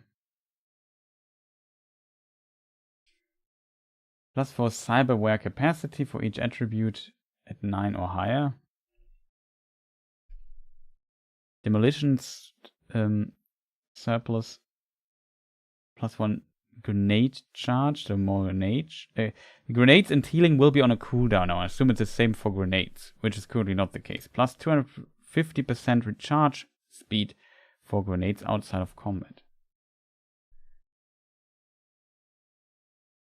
8% again recharge speed for health items and grenades, plus 1 health item charge. Seems very important, to be honest. Max grenade charge, yeah, we already read this here. 50% faster use of health items in combat, very helpful. 50% resistance to damage and effects from explosions you cause. Friendly fire, that's, I think, or friendlier fire. I think something like that is also kind of in the game already. 8% charge speed for health items and grenades, same here as well. And I assume, yeah, this lock here basically, that's my theory. Can you see my mouse cursor even? Yeah, now I can see it. Interesting. The tech skill here is on 9. No, that's maybe the points invested. But the ability is definitely on 9. Why does it say 9 out of 15? Maybe you have to spend more perk points. I assume this is the attribute here. And we see the attribute screen. Yeah, tech abilities are 9 here in this particular one. So it seems relatively, it's 15 screen level 15.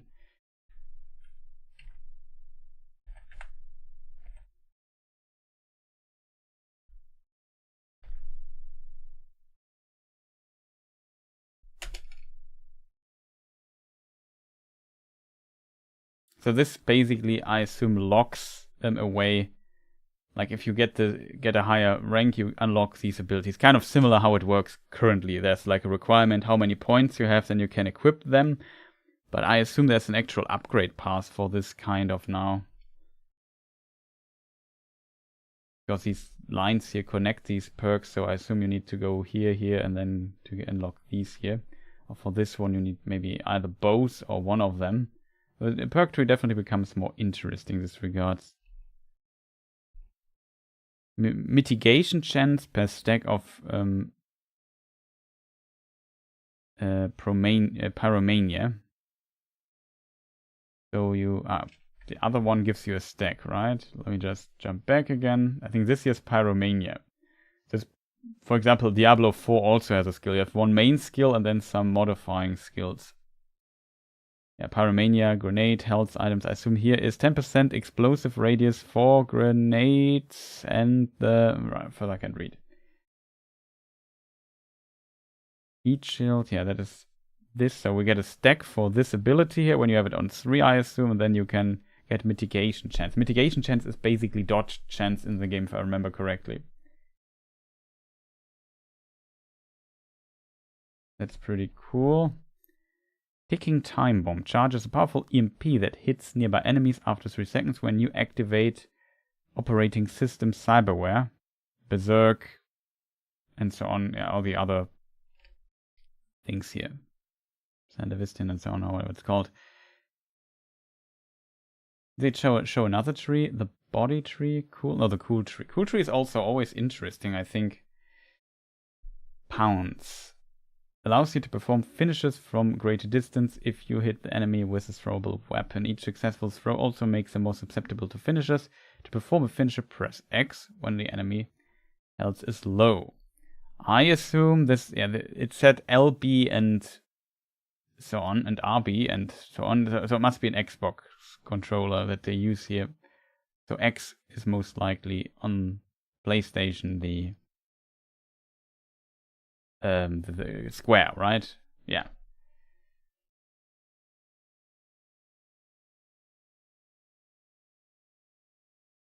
Kind of brutal. Still a substance, we read this. That sounds very powerful, by the way. But also at the top, so we will take some time to get it. Run and gun hipfire does not consume stamina. Oh, that's pretty cool, I think. Because now firing guns, as said, need stamina. Only affects... the dead eye is... when dead eye is active. So this is Nerf's tunneling system. Maybe dead eye is this down here. And this here is related to that. Guaranteed crit hits for headshots and so on. Sounds very powerful. No, this is Deadeye, okay. I really can't read what is written there. Only affects pistols, where we can see this here. Focus. 10% headshot and weak spot damage. Has 2 levels. Not sure what level 2 does. Of interesting. Now they go out of it already. There was another sequence here, this one, where they go through a complete build. We haven't looked really at this. So here the guy gets some characters. That's starting with a relic tree. So they have this jailbreak thing here, which is basically allowing you with mantis blades and other stuff like arm cyberware basically, that if you kill somebody, you get a long range leap to hit the enemy.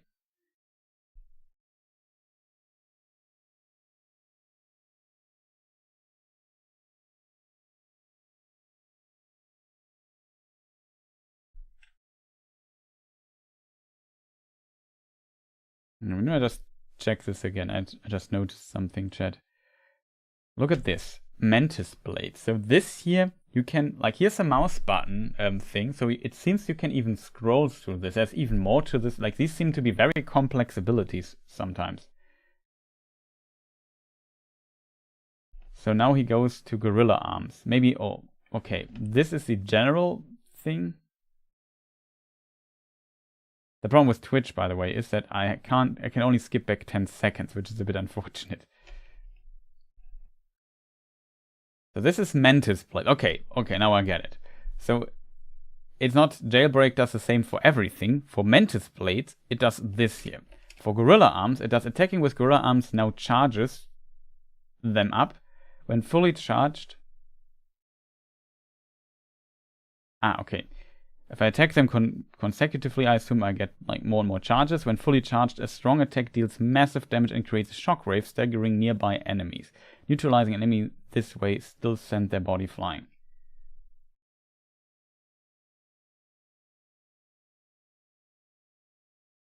Non-lethal approach has never been appealing. Must keep an eye on new stuff. Yeah, might be interesting now. Or more interesting, let's put it that way. This I think we have seen in the police section footage. And now, yeah, now the character glows a little bit. Heavy attack, yeah, okay. This is kind of impressive. They didn't show what this here does. I forgot what this ability was. Maybe we read it at the beginning. I think they showed all the abilities.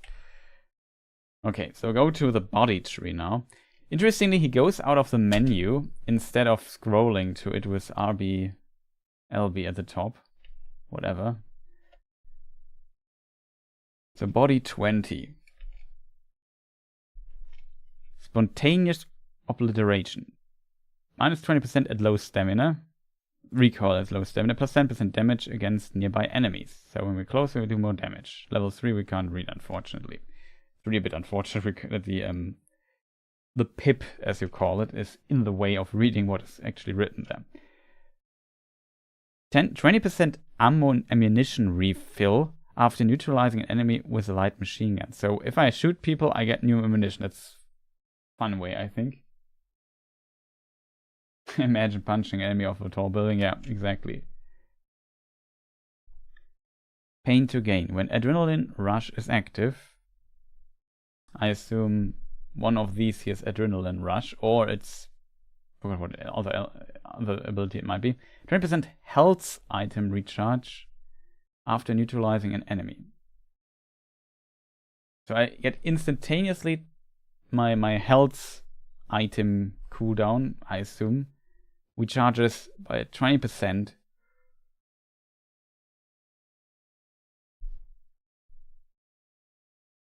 So this is interesting, I think. So that is how they keep alive that long. Here's the adrenaline rush.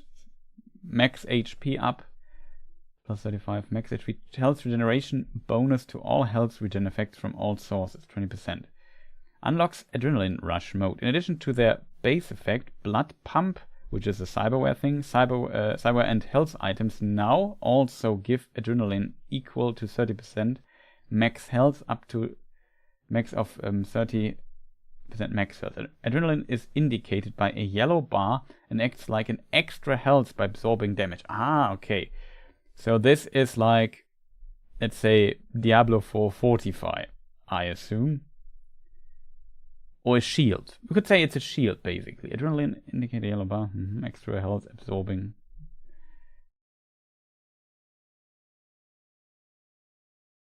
Adrenaline rush remains active as long as you have adrenaline available, but it decays over time and is removed with damage.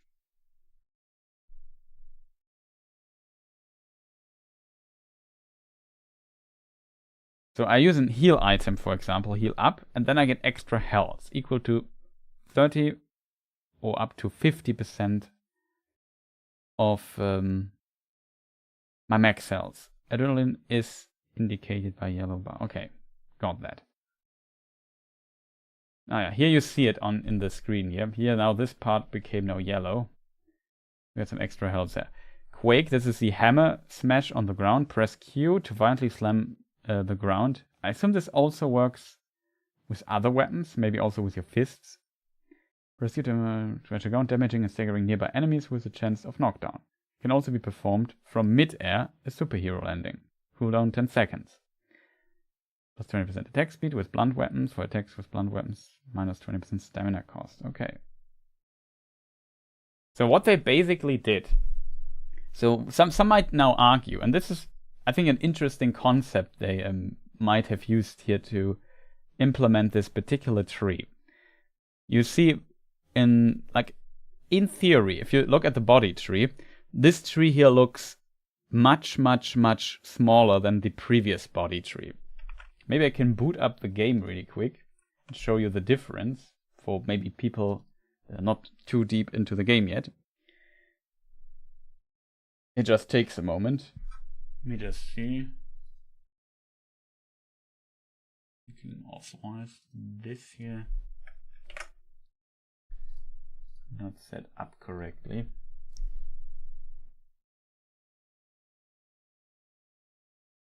If I didn't like the Berserk superhero landing, this is much better, yeah. For sure. Keep in mind though, my game is heavily modified. There's one modification I maybe should have taken out, whatever. It's funny though. It's a very fun one.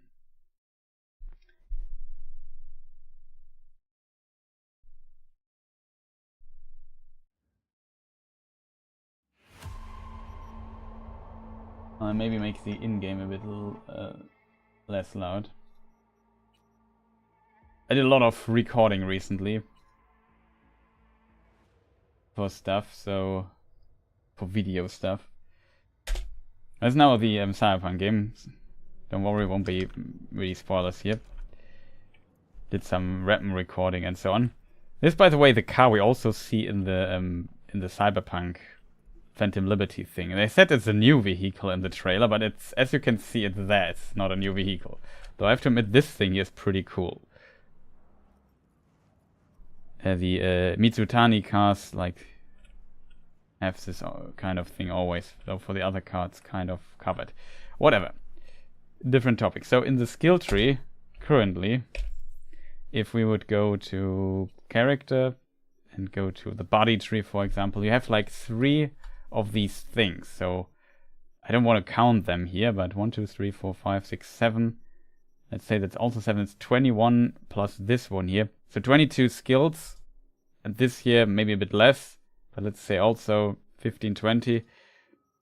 Same here. So you have, in the original game, just for the body perk, you have 3...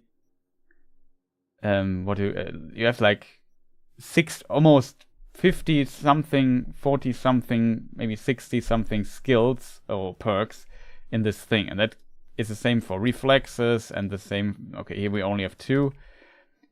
For intelligence, we have these 2. My character has nothing to do with intelligence. And stuff like this. So you have these big trees, and there were tons of abilities previously. Gecko and Javelina. The Javelina, I think, is the best car in the game, I think. I guess it depends on. I also use the Caliburn a lot because it's the fastest one. Speaking of the Caliburn, I said I have a fun mod installed. I'm not sure if I've showed it on stream, I think not. But I have a lot of fun with this car currently. It's heavily modified. As you can see, it's a bit faster than usual. It's so difficult to control. But look at the speed of this car, which is now a little bit different. 211 is the max speed usually for this car. It's a bit faster now. It's hard to control though. I can only spell 450 is the max speed. Look what happens if I hit something and how the car flies. It's kind of ridiculous, but it's so much fun. Yeah, I've currently it's for video recording. I turned off the HUD, but it's pretty cool. There is a very cool mod, by the way, which I've currently deactivated, where you can set basically when which HUD part should be shown. Like if you go in combat, then the HUD part or the health bar or something is shown. That's called Limited HUD or something like this. It's absolutely ridiculous. But I have to admit, like, this is so much fun flying this car almost. Like, the game doesn't really want that this car is this fast. Like I said, 211 is the maximum speed regularly of this car. This now goes to 450. It's kind of ridiculous. Can only recommend this mod, but you have to install it manually. You have to replace basically the handling file of this car. But as you can see, I can warn you, it's almost impossible to control this. But it's so much fun. Like, the speed is so ridiculous. Yeah, 455 is the absolute max. I think we will hit this panel here, but yeah.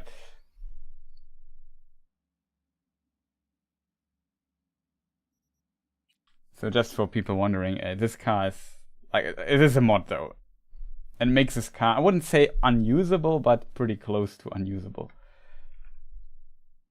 But yeah, this is how the thing here currently works. Maybe I close the game for the time being. We can turn it on if we ever need it. So you see, now the skill tree is very different. However, what they do now with the skill tree, and that is, I think, a smart decision, they basically pump in multiple effects, or like 2 passive effects and 1 main active effects and 1 ability.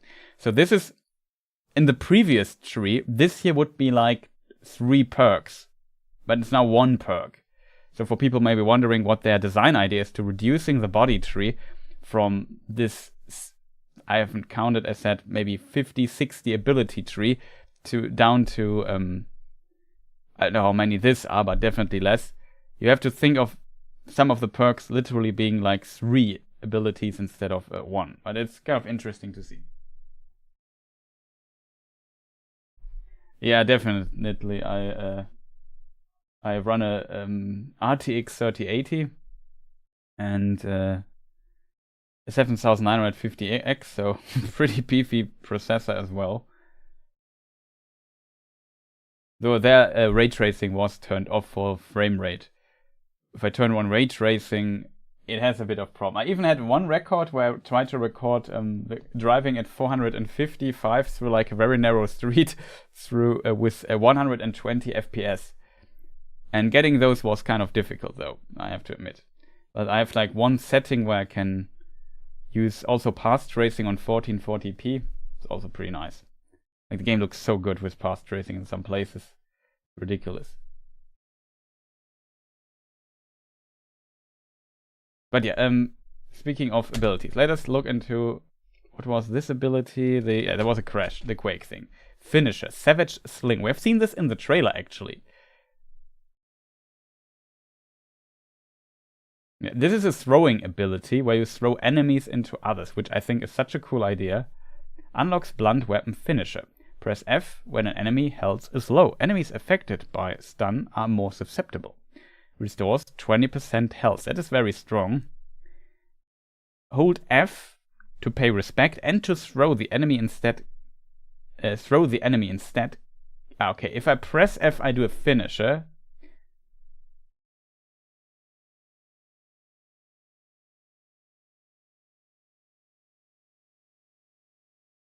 Yeah, this is a finisher. Currently, I think there are, even though I have played a little bit with melee weapons, there is a katana finisher in the game currently.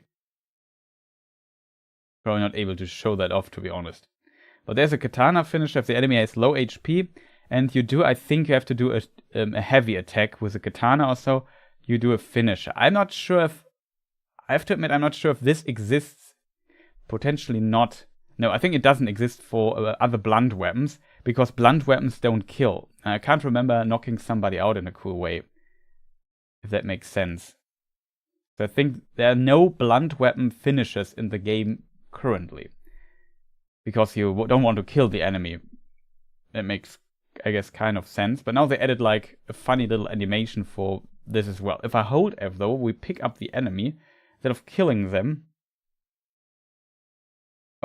throw an enemy instead, killing them and damaging other enemies when they land. So this actually kills the enemy if you hold down F for the thing. Interestingly, here we have we had Xbox controller prompts. Now we have the PC prompts.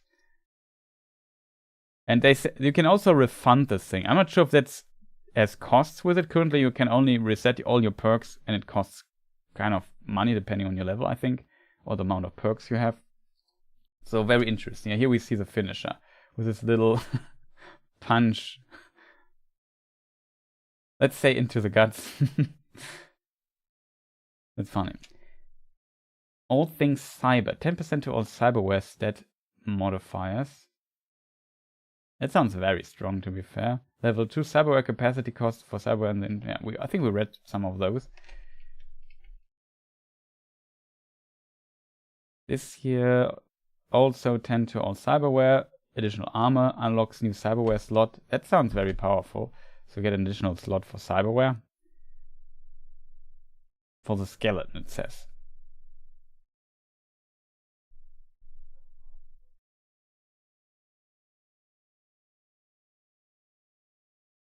I pressed not on play. I'm an idiot. Edge Runner, this we already discussed. This is the ability that allows you to get also this Fury state. I assume the Fury state is a cyber psycho state they mentioned. Yeah, and we will see this quite a bit. Here they have all kinds of things, all legendary stuff. There's a cyberware capacity. We discussed this already. This is the Edge Runner ability. They get max health reduced by 161, so it's quite a bit. But 1k armor is pretty good. Mitigation strength is 51%. Is mitigation strength is I think I forgot what it was. There's chance and there's mitigation chance and mitigation strength. And I think chance is the probability that you will dodge, so mitigation is dodge. And then I think the damage is halved or something like that. Like you don't negate it 100%. It's basically a mechanic. When you dodge, you get less damage by what you hit, what hits you, or something like that. And I think the mitigation strength is added on top of that, if I remember correctly. Something like that. It's weirdly calculated.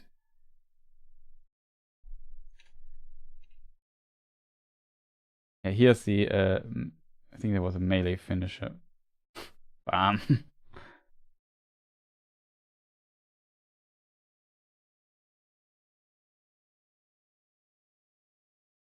That was the loaded up attack, so yeah. Here we also see one of these boxes. I assume the airdrop you have to... this is basically an airdrop that you do here.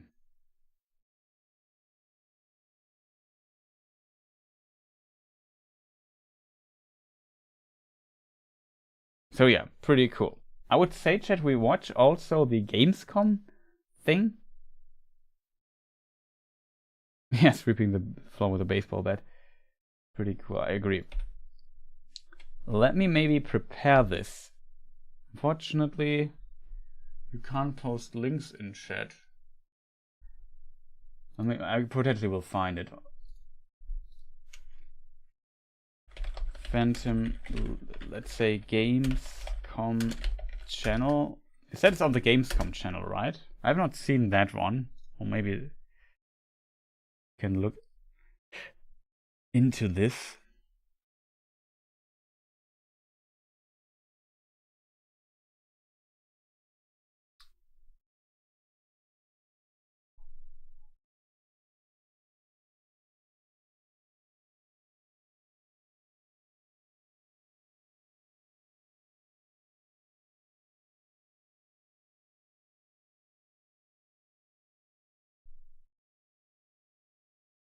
Month, it was last year.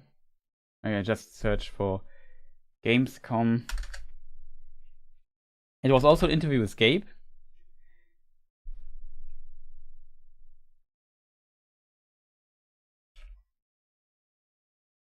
Gamescom interview.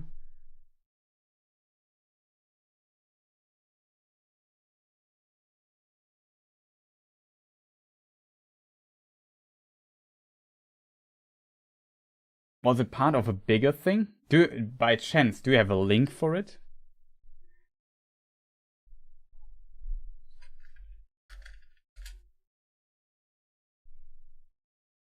It was 12 years ago. That's too long.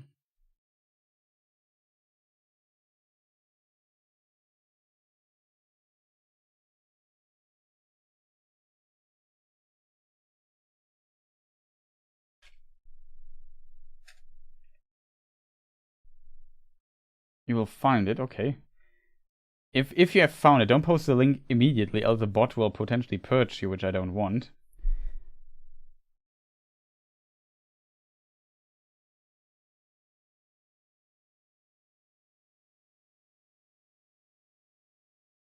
So I can link you the thing. Give you a permit. It would be kind of interesting to see next, because might be some interesting revelations there.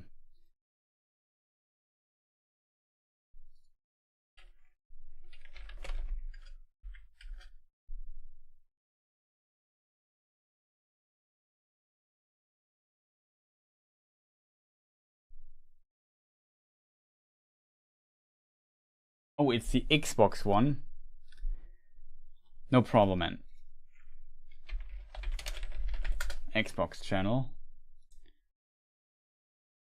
I was worried that the sound just plays and my ears start bleeding.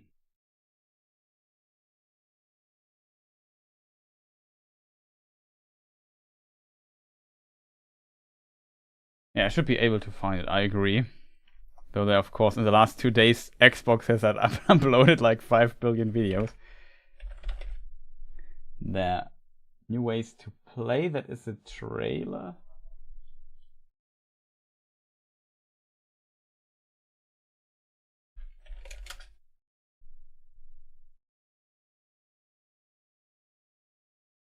And that is interview. Okay, found it. So they don't mind me restreaming it. 8 hours ago. So it's from today. Oh, depends on your definition of today, I guess. So yeah, I just posted in chat and you can tell me if that's the right one, right? Yeah, toxic features updates. Okay, cool. We found it. That might be interesting. It's also recorded in 4K. That's cool.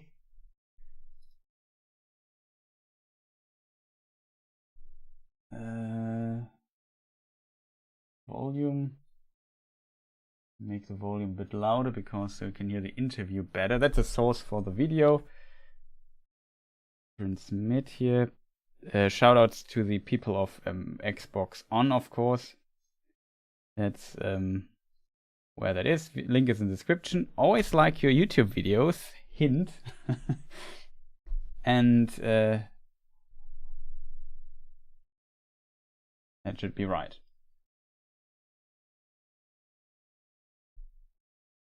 Okay, let's listen to what Gabe has to say here. Excited for Cyberpunk 2077's Phantom Liberty DLC? Here's all you need to know from CD Projekt Red.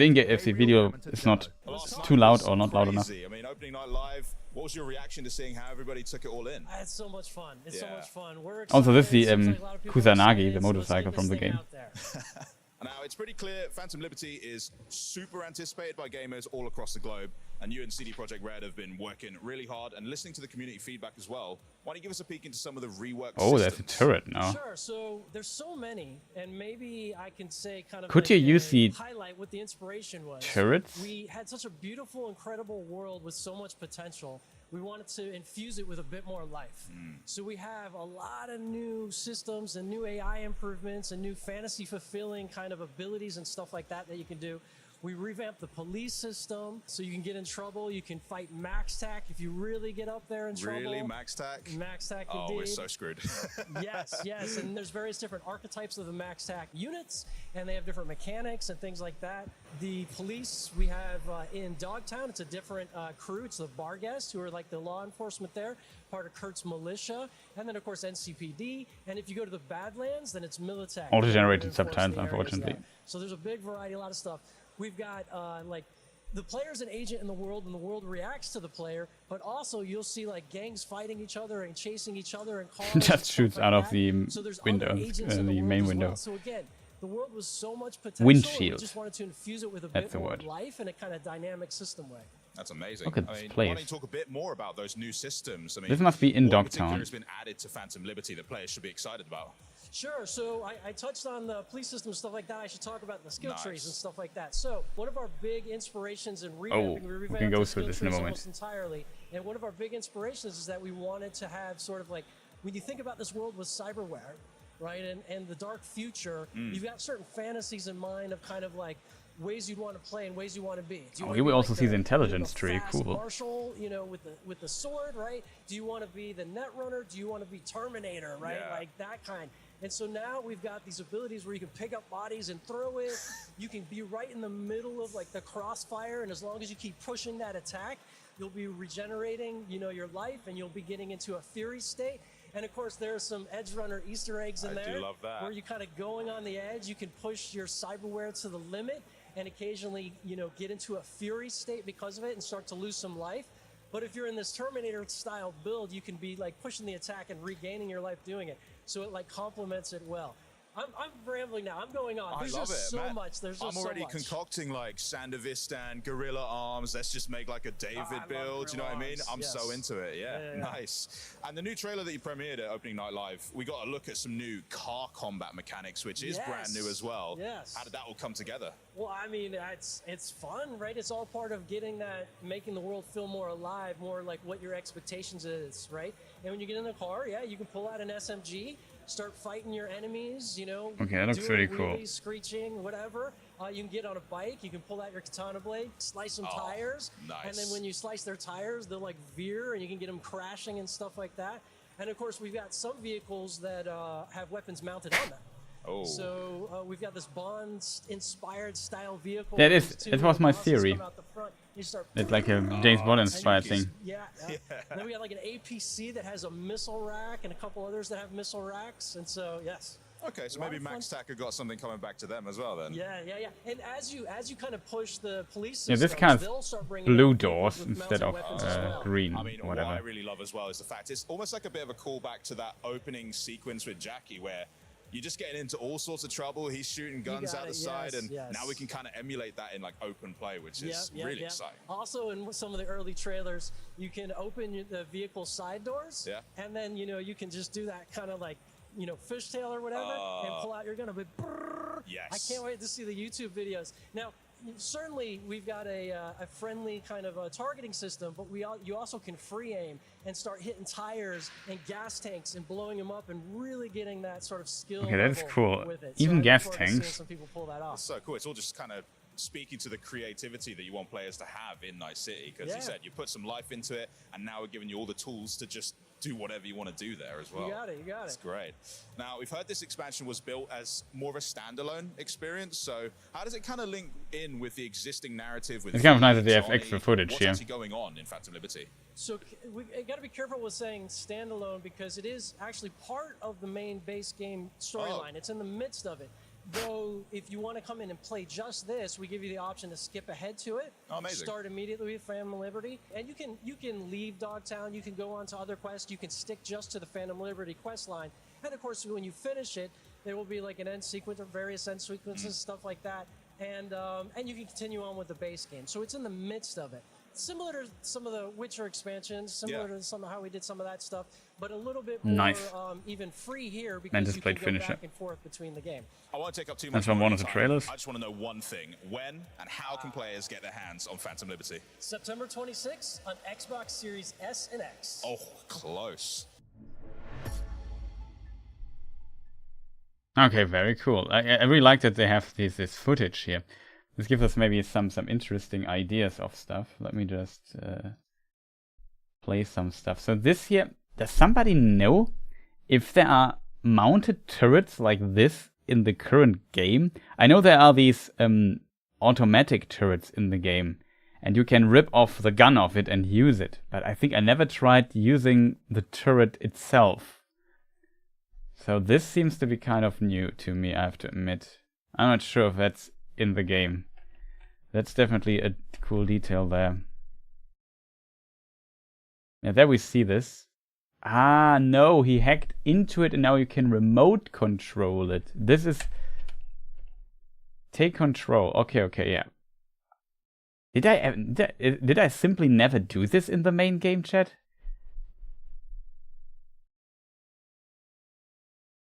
And potentially I simply never did it because I was never really exploring the hacking stuff so far, so maybe good opportunity to look deeper into it.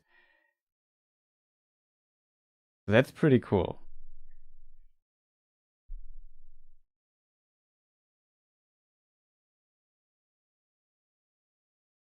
I think I always turned them off.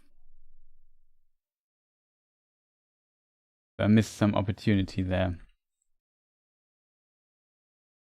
Oh, that was, by the way, our new friend. Here are the Barcast.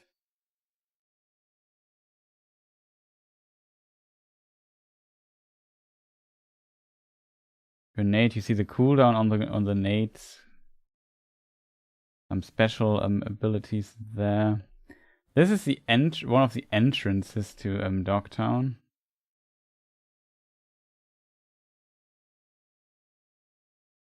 Questions where that is.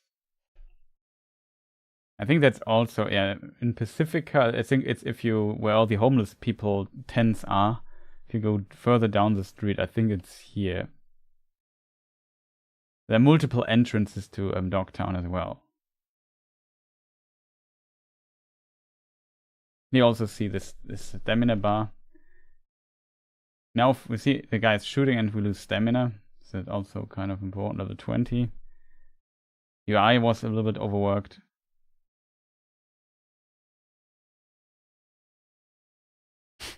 This I kind of like though.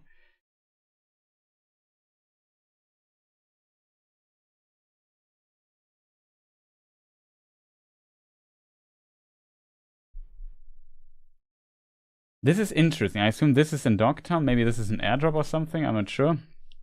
And you just see, of course, people here, but also Barcast is I say Bearcast. I don't know why. Barcast is patrolling. There are also these big robots here, which might be a challenge to kill. So, kind of interesting to see. So they patrol. We're now in combat. Somebody didn't like us passing by with a car. It's very interesting to me. There are also some mechs and so on patrolling. You know, the skill tree. Come on. I don't want to miss anything of the skill tree.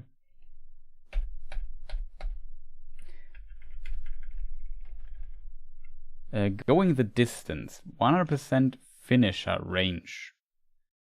I assume this other perk has to do with like finishers that it's related to. Aerodynamic. Mitigation strength plus 25% in mid-air.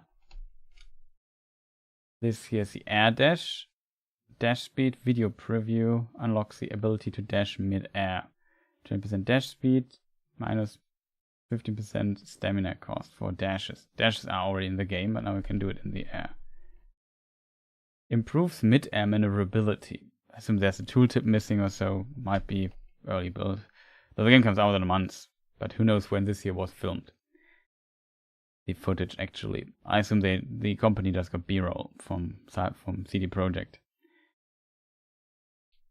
The YouTube channel, I mean.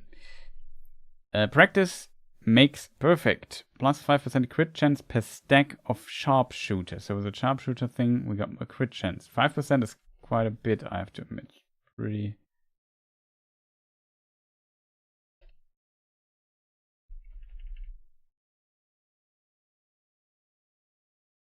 Thing here. Salt on the wound. Shooting the same target here. We read this already. Times this bonus damage equal to 100% of the total damage from those shots. That's quite nice.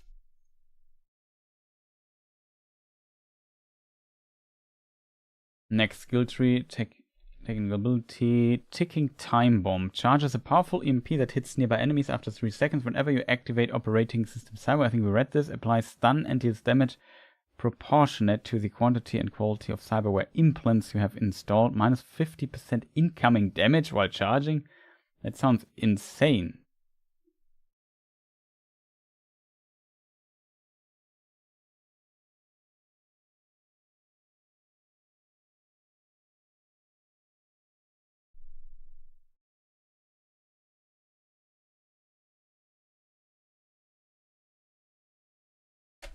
Very interesting ability. Sounds very powerful though. Cyborg. 15% faster charge rate on and cooldown for all cyberware if all available cyberware slots are filled. Okay. Sounds powerful. License to Chrome. Now this we have seen, like the tooltip we have seen already differently. 40% armor, skeleton, all cyberware have boosted stats. All things cyber, 50% cyberware stat modifiers, minus 20% cyberware capacity cost for cyberware in the integumentary system and skeleton, or it's pronounced. Cyberware capacity, each attribute a 9 or higher. We have read this as well. So some of the abilities we already knew. Yeah, here we have +1 charge for the projectile launch system, so we can shoot one more rocket. There's a vulnerability ability. We've seen that one before. Oh, here's the intelligence tree, which is... oh.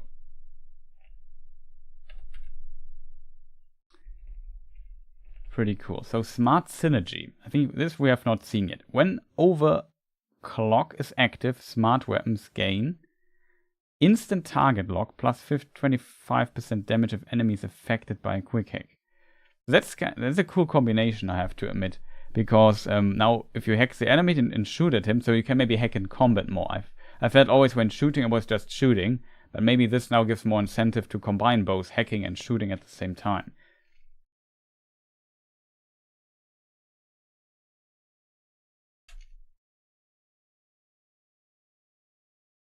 There's also quite a few perks if you look at this here. When overclock is active, spillover it's called, 50% chance for quick hacks to spread to additional target. I think something like this we already have in the game, but I'm not too familiar with the intelligence tree, I have to admit. Plus 25% RAM recovery rate, 10% quick hack damage, unlocks overclock mode. This is the overclock thing, right?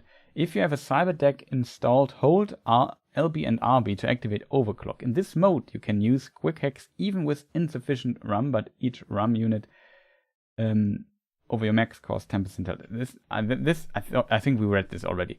This is so very interesting to see. Yeah, exactly. They can also hack, like if you hit monowire thing, you can also hack or to basically apply quick hacks this way. Very interesting to see. This is also a very interesting one. You can basically activate this mode for 14 seconds. It has 30 seconds cooldown, and then you are actually able to lose a bit of HP and then do hacks that you normally would not be able to do. That's pretty cool. Embedded exploit, 25% RAM recovery rate. On the first level, 60% quick hack damage against enemies affected by control quick hacks, covered quick hacks, or the distract enemies quick hack.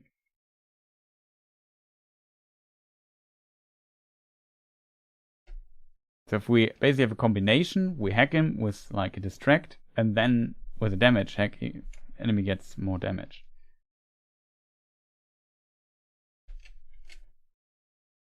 You can also, like currently in the game you can do these, I'm not sure if it's still here in the new tree, but there was a hack when you basically did a breach thing. You could, for example, get the effect that enemies that detect you, that their eye cyberware doesn't work anymore, they are blind for a moment. And if you would shoot them in this state, you would get like, hack them with something else, you would get more damage. So it's definitely cool. I didn't read this. 50% RAM recovery rate. So yeah, it recovers faster. That I think is not in the game currently, really. Maybe to some degree, but not like a flat stat like this. Simply, and yeah, it sometimes takes quite a moment to recover your RAM stuff. Might be interesting. Ice pick, -1 RAM cost for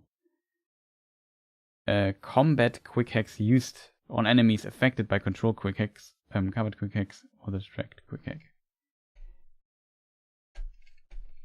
Okay, that's basically all the skills they showed us to us here.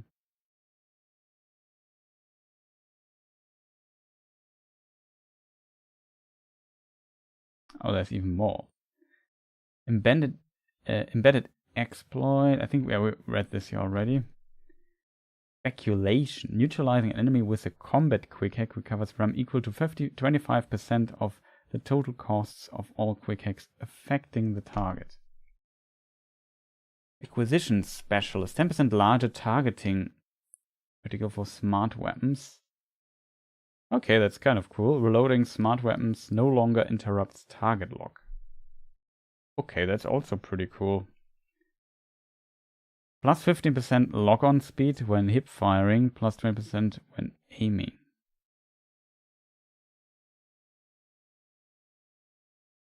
Car hacker. This is a car hack thing they mentioned. So this is a perk you have to unlock. And it seems like the level entry is relatively low for it, it seems. Unlocks vehicle quick hacks, allowing you to remotely take control, set off alarms, or even blow them up. The availability of a given quick hack depends on the quality of your installed cyber deck. Okay, so if you have a better cyber deck, you get better car quick hacks as well. That's pretty cool.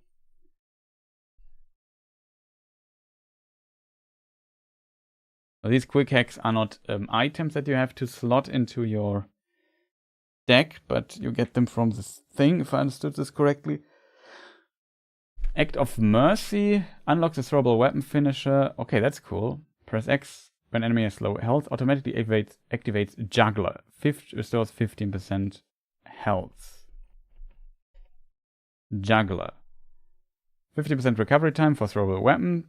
20% headshot and weak spot damage with throwable weapons. Instant cooldown reset for all throwable weapons after neutralizing enemy with a throwable weapon via headshot, weak spot, or poison.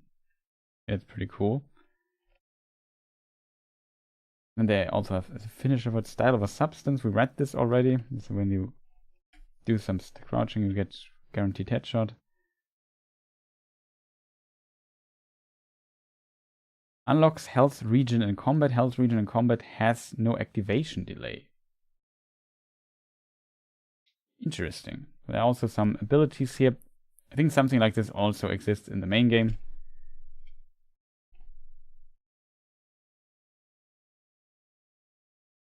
Comeback kit, 1% health regeneration rate for each % missing health. If you're very low, your rate increases drastically, can almost double. When using a blood pump, cyberware, or health item, 15% mitigation chance, 4% mitigation strength. Mitigation grants a chance to reduce incoming damage by current mitigation strength. Okay, it's not halved, but mitigation strength kind of defines how much damage reduction you get for it. It's basically kind of some art of dodging. It's partial dodging. Doorfed. Speed Junkie, 30% health regen rate while sprinting. Okay, that's also pretty neat, I think. Army of 1, 10% health regenerate for each nearby enemy. Can also be powerful. Fury Road, 50% damage to enemy vehicles and their occupants in collision caused by you. There's even a perk for that. That's cool. 50% minus 50% damage to a vehicle in collisions caused by enemies. You take no damage as an occupant in vehicle collisions. This is interesting. I think currently you also take no damage when you drive against another car or something. So this might actually change now in the game. I did not know that.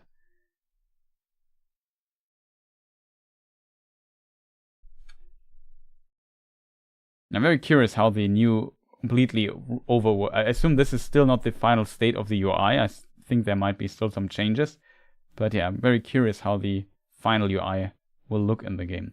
Wrecking Ball, minus 20% stamina cost for attacking with blunt weapons, allows you to barrel into enemies while sprinting and blocking with blunt weapons, causing damage and a chance to knock them. I think we have seen this, that when the enemy, like if you run against an enemy, he's kind of hit You hit him and basically knock him down. We've seen this a few times. You do this also already, not in the, like, you can't knock down enemies like this, but if you run through a crowd or so and run against somebody, he will react and say that it's rude. But it seems like there's a mechanic, and it seems now they kind of utilize this for combat, which is, in my opinion, pretty cool. Then we have Breakthrough, which is also an iconic weapon in the game. Only affects blunt weapons. Minus 40% enemy armor for 7 seconds after hitting them with a strong attack. Okay, that sounds very strong. Don't stop me now. Okay. When below 33% stamina, mitigation chances increase by 15% and 5% mitigation strength. Die, die, die. Is that a Metallica song or so? Minus 20% recoil at low stamina. Increased fire rate as stamina decreases. Maximum 25%. So we get better at lower stamina. I think this we have read already, kind of.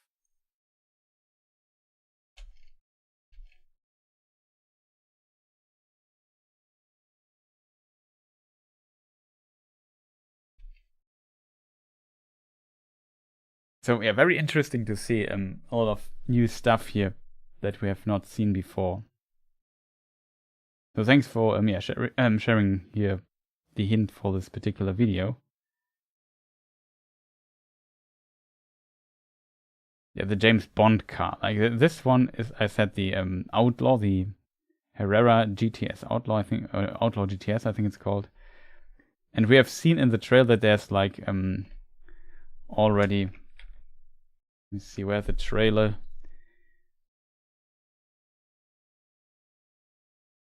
Blah blah blah blah blah. Somewhere's new cars. I think after this here, new vehicles. Here in this list. We have seen the Outlaw GTS. Here it is. And you see these lasers coming out. So these are the machine guns. And they added this to this particular car. So I assume they just added some cars that are already in the game, like the GTS, Outlaw GTS. Also, I don't know, this one. Does somebody know which thing this here references, chat?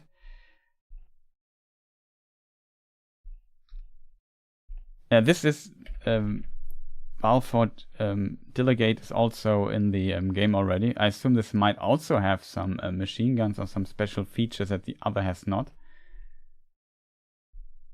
Like that. This has one. I assume this here, you see here, there's a machine gun left and right. That interestingly I never saw previously. I just noticed. But yeah, this here kind of shows then that. So you can't mount. So I assume that's what they mean. You can't mount weapons to existing cars, kind of, but the new cars and some of the new vehicles you get are old vehicles, but now they have like guns mounted to them, like these machine guns. I assume you can maybe also unlock rocket launcher for it, because we have seen this car shooting rockets as well. So yeah, very interesting to see. That's the right window.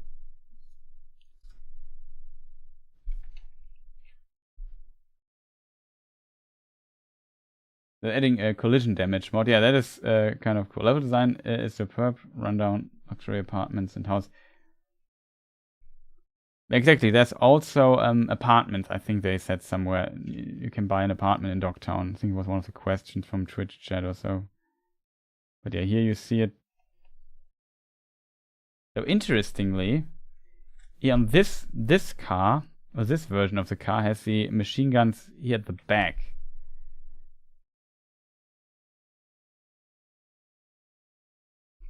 If we look at the trailer here, the machine guns are here in front. Maybe this is a different design still.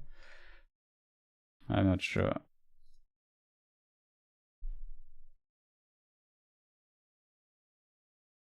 But yeah, it's pretty cool.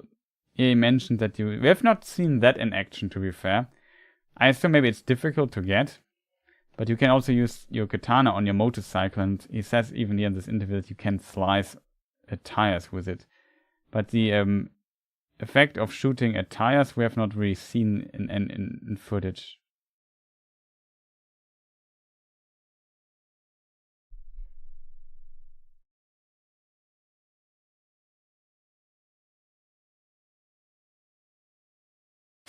Just drive over him.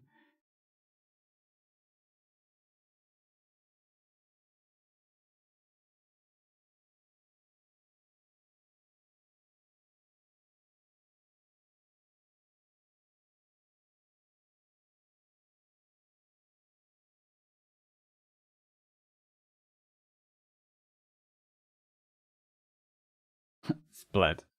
Exactly. Aim lock. So there's also some aim lock that helps you maybe shooting while I'm at the car. It's interesting. They also said you can free aim still. That they said somewhere in the interviews as well. On the streams.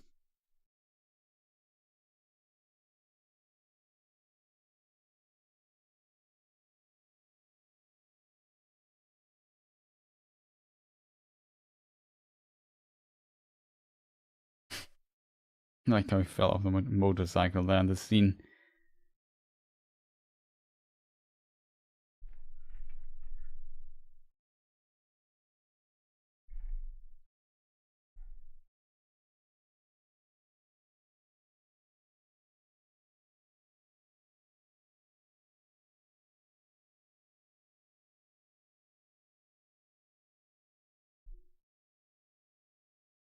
Let's see. No cyberware to install. Frontal cortex cyberware improves the use of quick hacks and decreases cooldowns. Here we have the Tetraronic Rippler MK3.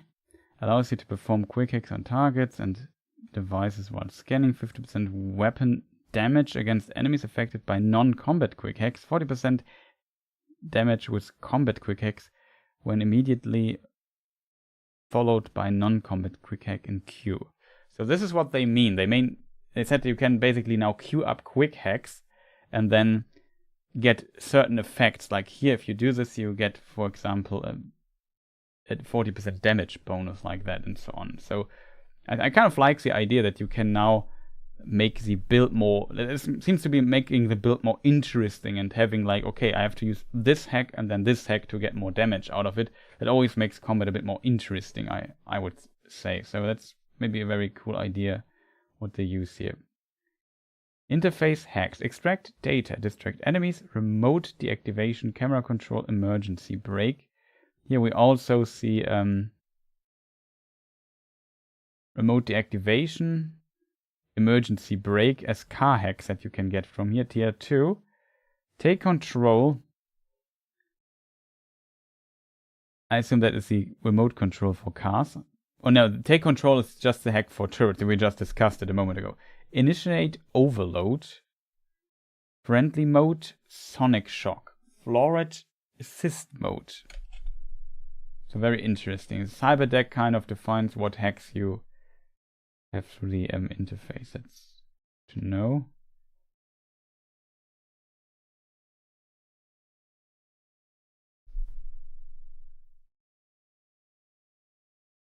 Let's see if we have anything else here that we might have missed.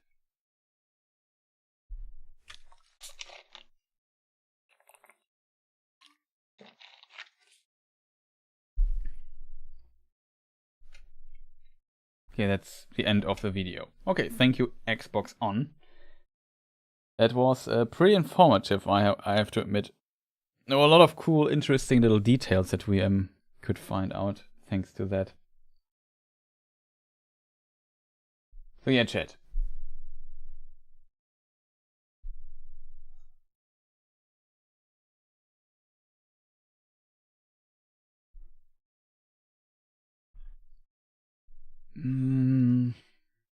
But maybe slowly time to end the stream. I'm not sure if you have any questions in chat or any comments or whatever, which you might want to see discussed here as well.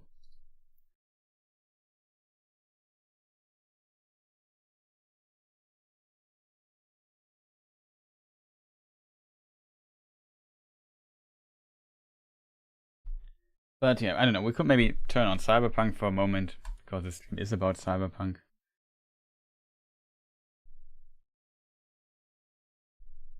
I could maybe show, I forgot to activate it for some of my recordings, because it's kind of for my purpose, not 100% ideal.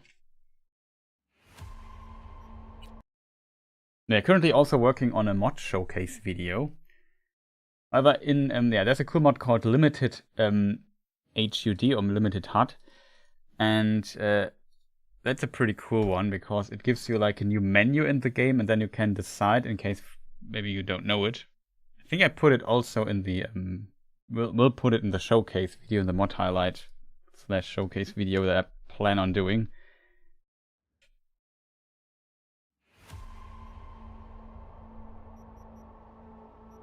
And yeah, here in the mod settings, is it here? Yeah, it is here. You can, for example, say quest tracker and so on, and then you can say when it will be shown. You can show it in game or so. Maybe it's use. I don't know, we have more options here, I guess.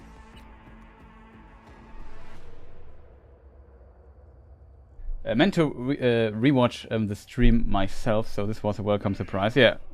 Pretty, I'm glad it was remotely helpful to anybody. This, by the way, I'm not sure if I ever used this weapon here. I just found it interesting that it exists. But yeah, currently you see I have basically no HUD element activate. Like everything is gone. I can turn on though, like with what is it even? If you have the Cyber Engine Tweaks, like one of the base mods in the game installed, there's that is appearance menu mod that I have installed here. This one kind of just too many mods. This also allows you to toggle the as a hotkey to toggle the toggle the HUD elements for it. So I made it on control minus for me, so I can toggle these off. So now we have also though the HUD mod installed, and you see now I see my health bar. If I now put my weapon away, like everything is completely gone. You don't even see the quest marker anymore, even though I don't know, we just take a vehicle map or whatever. It's really good for recording. Like if I would want, let's say I want to do let's say I want to do like I don't know, I want to do a shot for video or so, which I sometimes need some mood shots or so over the city. I don't know. I currently have another mod installed, the free fly mod. I can just do something like this here and just fly, and you don't have any elements in the way or so. It's like for my purposes, it's pretty cool. Yeah, exactly. It's definitely more immersive this way, even though you have artificial eyes, you have like a display or so, it also kind of makes sense. Put a clip to this building there, but yeah, it's basically a very helpful mod for stuff. Oh, we are inside a building, I think.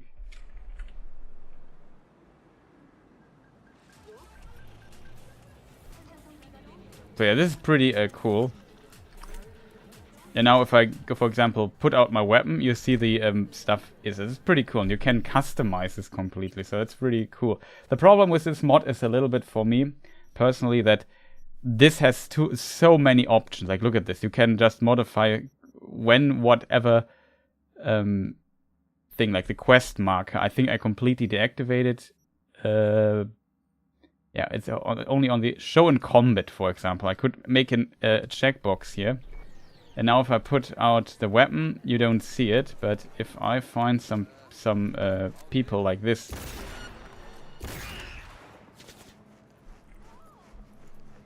maybe it doesn't work.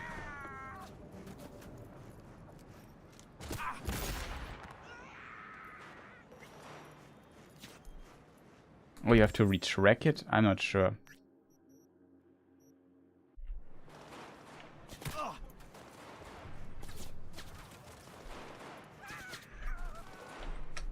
Do I have anything useful here?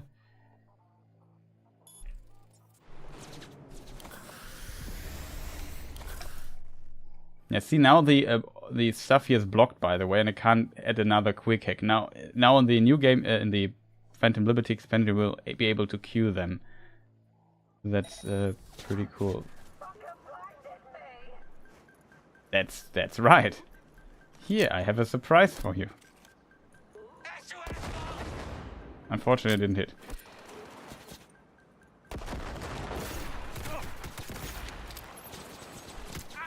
Good that he doesn't do that much damage.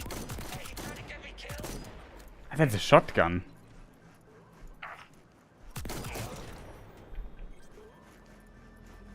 That is a shotgun. I'm not sure if they added this here to some point. I've never, like, I found it in my car, in my stash, and wondered, what is this weapon? But whatever. And of course the effect of the showcase effect. Like, in theory, we should be able to see my stuff now, which we don't do, unfortunately. Look at the quest marker. Oh, it's a quest tracker, not the quest marker. That is a problem, I think. Yeah, show with weapon, for example. Maybe that helps a little bit better. So we activate this, but you can completely customize. You can even say the displaying time in seconds, how fast or slow it blends in. So if I put the weapons.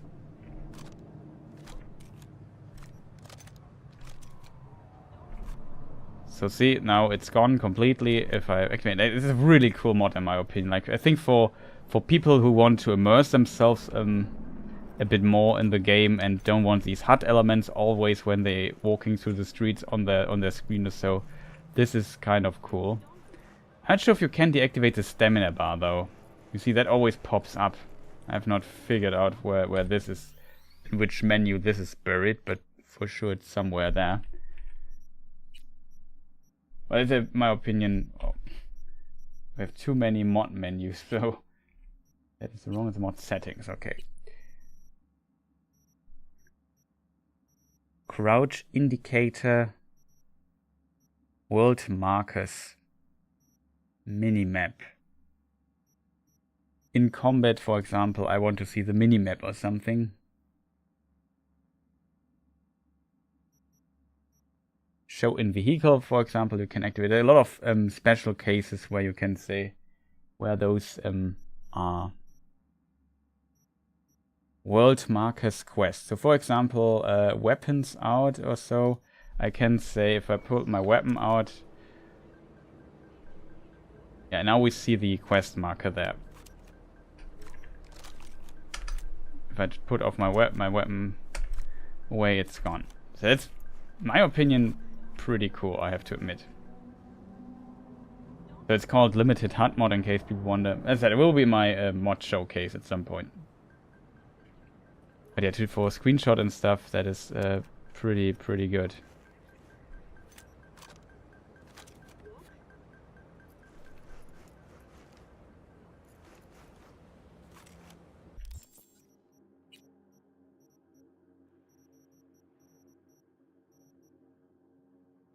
Which one do I always use? I think I just use this one here.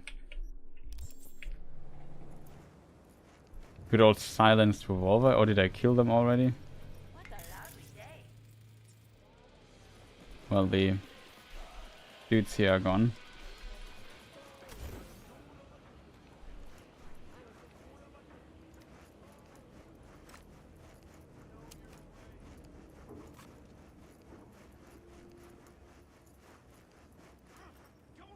Should have used this stuff also for the recording at times. Only thing I don't know is how do I get rid of the stamina bar. But yeah, and there's also this here where you have even more options. Like you can also, I don't know, change the color of certain elements or so.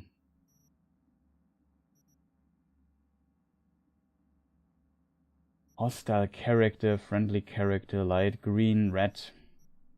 So that is a really cool map. It unfortunately needs a lot of mods for it to work.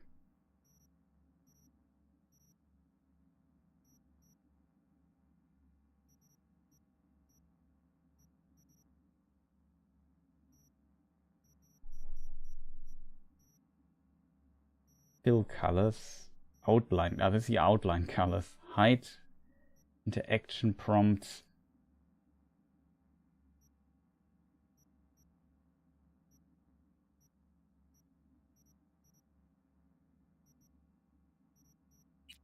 It might be possible that you can't hide the stamina bar though. I'm not sure, chat.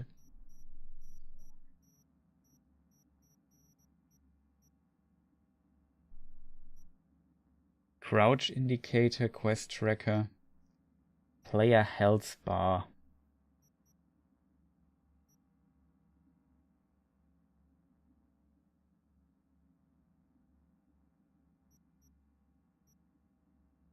No, it doesn't seem like. Maybe the health, the stamina bar you can't get rid of. I don't know. Doesn't matter too much. Oh, you're on Series X. Yeah, it's a bit unfortunate that you can't mod the game on console. Yeah, that is true. Like, I've just played this game also without mods when it came out. But now that the game is out for so long, I often like playing around with mods and stuff, which is pretty cool. There's so much cool stuff they add to the game. For example, this mod is also pretty cool. It adds like to every resident you scan a little background story. What he did in his life. Lived in a tent under the freeway. Grew up with uncaring parents. Was an exceptional athlete on a sports team. Attended Mandarin lessons and so on and so forth. So that also like pretty cool stuff. I like all the cool mods that kind of makes the game feel a bit more alive. That makes sense.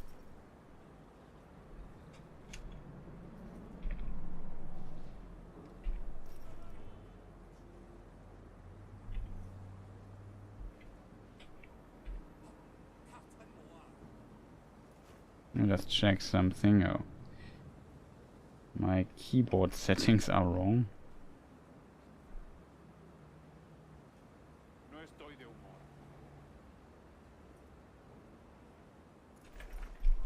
Now I can fly a bit faster. We go to A to B. For example, there's another mod I really like. And that is... Oh, here we have one. There's a mod that allows you basically to all the street vendors that you can buy actually food from them. It's not big, so it doesn't really impact the game too much. But it's, in my opinion, really cool to see stuff.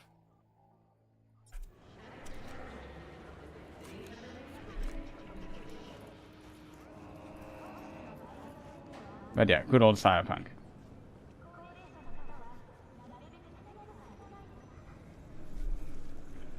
An interesting thing, they add a lot of stuff that we know from mods so far.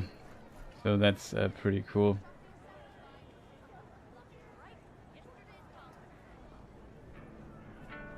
Yeah, exactly. I mean, what is also pretty cool is that you can get new cars into the game. Like the Cyberpunk, the Blade Runner 2049 spinner. Where's the other one?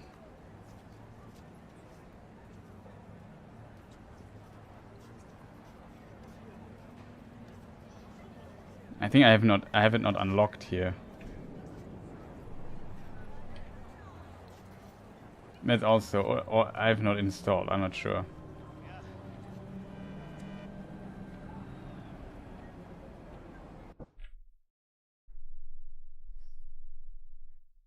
But yeah, because for video production and so on, it's often kind of cool to have all kinds of stuff. There's a stock market mod that is also kind of funny. Like now you can log in here to computers and then basically buy stocks and make money or lose money with it. But yeah, there's a car dealer. You can buy, for example, yeah, I haven't bought it. You can change the color. Not sure which color we should take. A lot of colors. Somebody put a lot of work into this, I think. Let me try this one. I've usually bought another one. This we have already bought. Oh, this I also haven't bought. The McLaren F1, which is also kind of cool to get. Just, it's kind of interesting that you get these cars by, well, I think it's easier to just fly out of the window, right? We don't have to take the long way here. But it's also, in my opinion, pretty cool. They definitely put in some work here to get like a new shiny car into the game. So that's, in my opinion, pretty cool if you have completed the game already and looking for, like, I don't know, new stuff. Or the McLaren F1.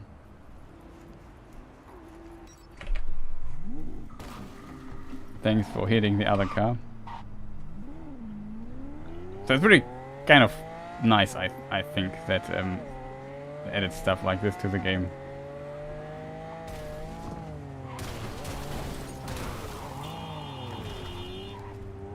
And like I said, I also like that you can buy it and you have to actually pay for it. Though there would be also ways to unlock it, I think, without money or so.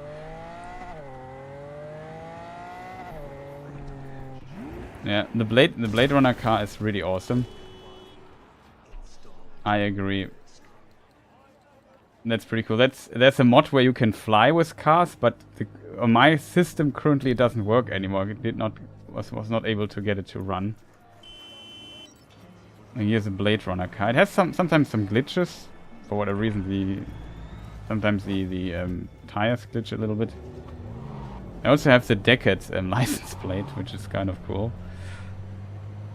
This thing here though is definitely not good. Like going around the corner is almost impossible. This car's really hard to control.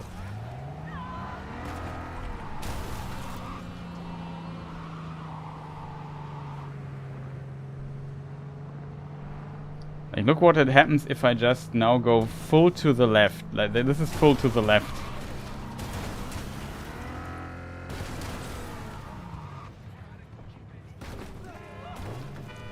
But yeah, unfortunately the flying mod doesn't work currently here on my system anymore. It might be a conflict with another mod I have installed, and I have not figured out which one because I have quite a few installed for the mod showcase video. But yeah, it's pretty cool what you can do in the game. Another mod I really like is definitely oh, is it possible that the stream? No, the stream is not crashed. Let's wait for a moment that my build image was frozen. Let me just see. There's another cool mod which is the metro system mod. So it adds basically a metro system to the game, and you can, if you find the entrance, that is, I'm not sure here, for example, you can go in. Now we don't have a fast travel point here anymore, but you can basically go up and land here, and then the metro card comes, and you can get in and just drive through the city, even from inside. Change to the last seat, of course. And just drive through the city in the metro. I think that's in my opinion one of my favorite mods so far in the game. When the new patch comes out, most mods won't work for some time though, because they have to be made functional again. But yeah, that is a little preview into the mods I want to show off in the video I'm currently working on for this channel. It's like a lot of, let's call it immersion mods that makes the game, the base game, currently more immersive. Some of this stuff will come to the Phantom Liberty, I think, as a part of the game then. I think it's so cool that somebody definitely put in the work, built a metro system that kind of works, and you can even travel. And this also, like, you can unlock it, but this also even restricts the metro route in Act 1 to the area of Act 1. So this area here would not be able to reach when you have not played through Act 1.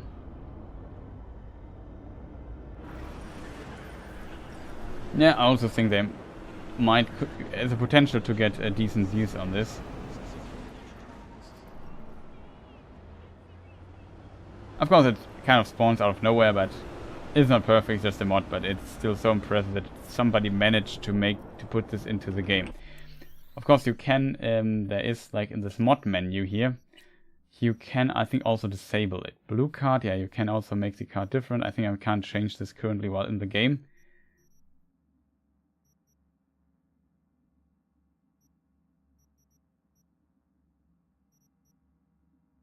Not sure what this here does.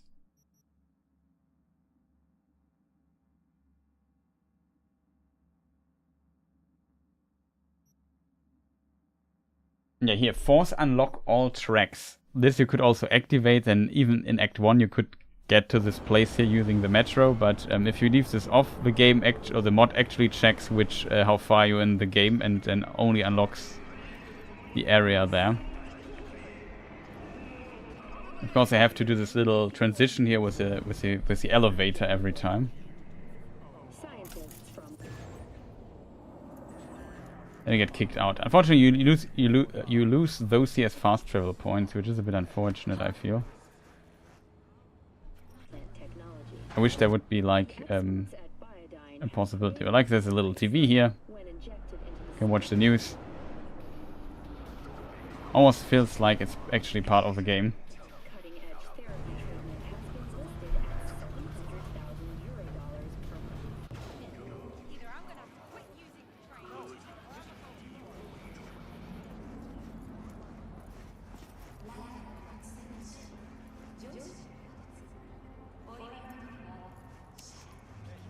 Speaking of the motorcycle, here's the motorcycle we saw in the trailer. It's also already in the game. The Arch. I'm not sure how it's pronounced. Either Nazare or Nazare.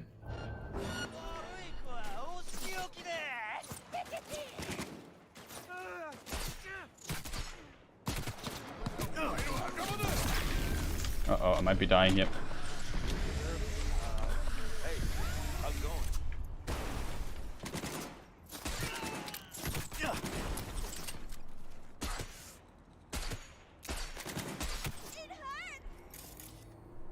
It definitely hurts. Let me just switch weapons.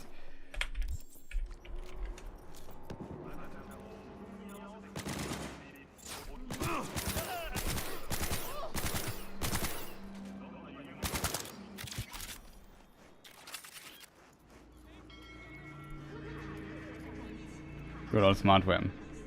Unfortunately, it doesn't show the... I've deactivated the crosshair for recording reasons. This I had to deactivate manually though. Interface, where's crosshair? There it is. Oh, stamina and oxygen. You can deactivate this here in this menu. Am I still in combat?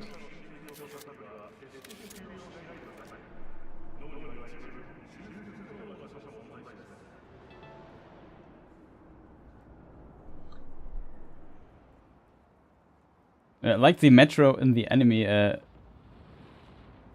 very much, like the 2018 trailer. There's even a mod where you can change the card of the metro for the metro system to the looks of the E3 trailer. It's not perfect though, but it's definitely a possibility.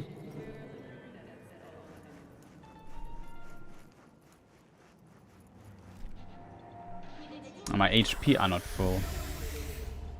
So now because my HP are not full, we don't see. Now the stamina bar is gone, so I assume you for getting rid of the stamina bar you just have to deactivate it manually here in the menu. When I activate, see, now it's back.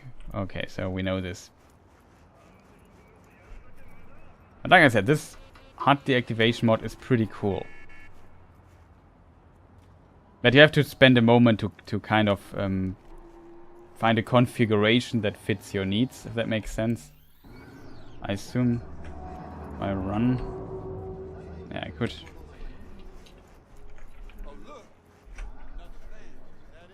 And I could just deactivate it with this thing here. Kind of works. Also, another mod I installed is the weather mod, which I kind of like. So you have weather rebalancing. So for example, this weather is relatively rare in the main game. It becomes now much more frequent And if you for certain videos or shots or so, maybe you want to have some rain or so going on. So that's pretty nice.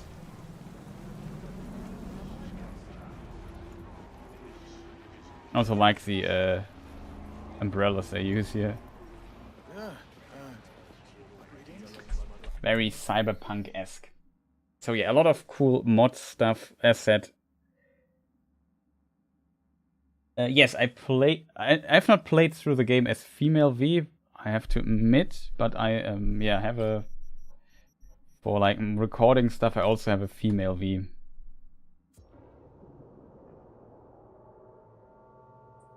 Just in case. This is very early because usually I try to avoid story spoilers and stuff, so I think it's still Act 1. So here's my female V. On the yeah, here for the video on this channel where we break down the Gamescom trailer. I had to do some recording of this motorcycle, so you see here the fruits of this video. And yeah, here this one we also see in the trailer.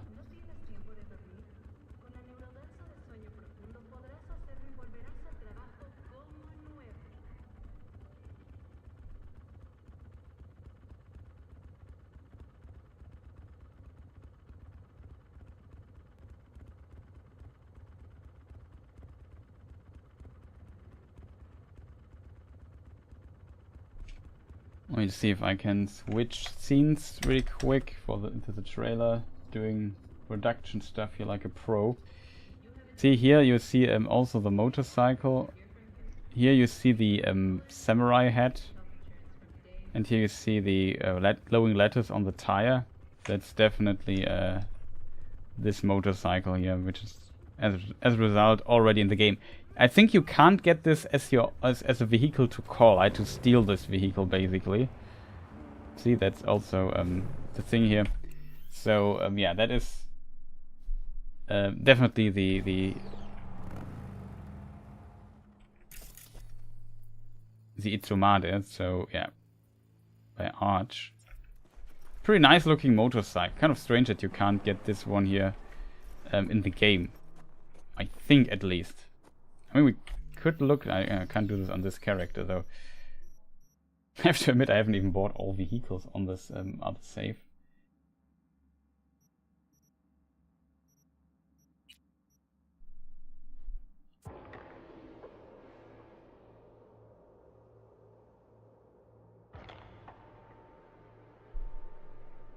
I think I play often in role-playing games. I have a female character, so I thought this time maybe I play male V. It's kind of a coincidence. I think my private playthrough I started with a female V as well. Let me just think. What do I want to do here? I wanted to check the vehicle list.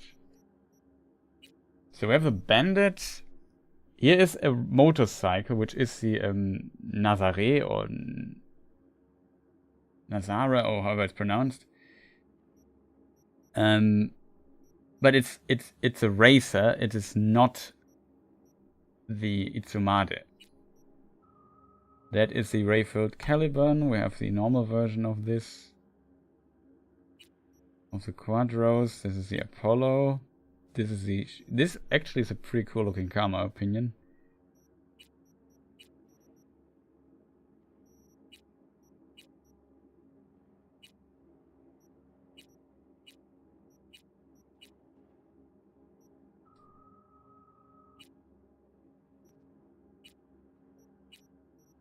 Emperor, this is like the big thing here. Napron. The Mai. No, I think like maybe you get it as a quest reward. There are also cars that are not here in this particular list. You get them as quest rewards. Maybe I haven't done this here or not found on my main character, but it is, I think, not possible to have the Itsumade here in this game. I mean, you get you get the arch from Jackie later. Spoiler. This one we have seen the background. the Kusanagi. It looks like the motorcycle from Akira anime and or manga, and Kusanagi is the name of Ghost in the Shell protagonist, so it's like 2 references in one. But yeah, then also the other Apollo motorcycle. But yeah, it's unfortunate. I think you can't get this thing as a thing, so as a buyable, purchasable motorcycle. So I assume from the trailer stuff. Oh, you can't see why I didn't switch the scenes. But it doesn't matter. So I haven't at least not spoiled you yet. But yeah, definitely this motorcycle was not on the list. Let's put it that way. Sorry for not switching the scenes there. Is there anything else you want to see, check, or whatever? Because then I would slowly end the stream. It's already far longer than I anticipated it would be.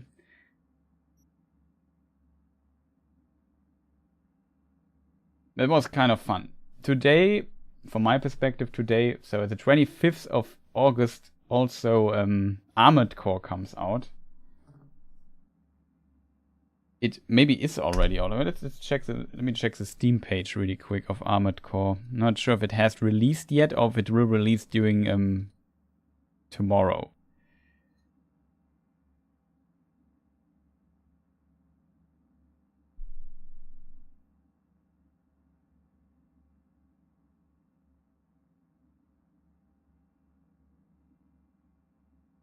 It looks like it's already released. I'm not sure though.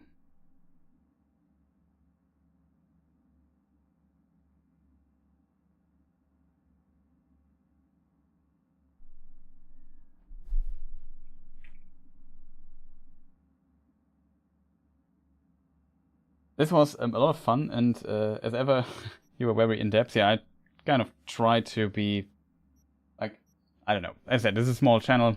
I like the game a lot. Like, I really like Cyberpunk. I like how it looks. Especially if you turn on path tracing. I'm not sure if my computer handles streaming and path tracing at the same time. But yeah, you can turn this here on. I have to set the video settings to 1440p though for this to work. It should not affect what you see on screen because I stream at 1440p anyway. Maybe let me turn on the frame counter for a moment just so I can see. Top right should be the perspective I want this to be in.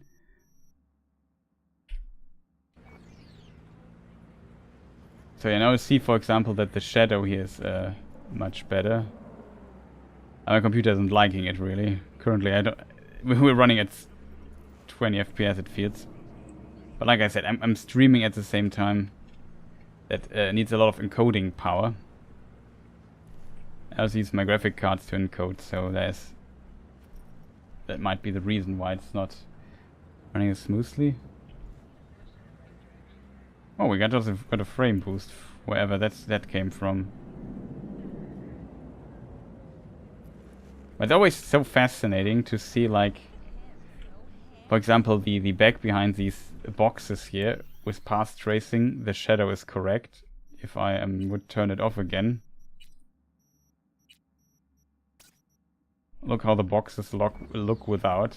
You see the shadow. It's kind of there, but it's not as dark. And even behind these boxes, it's not as dark. You see definitely, just in this little scene, you definitely see it looks much more realistic with path tracing. That's such a cool addition to the game, in my opinion.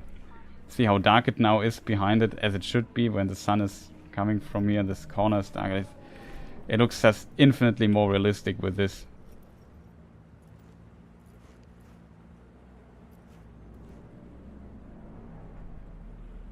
That's always very cool. I'm not sure if I drop frames now though.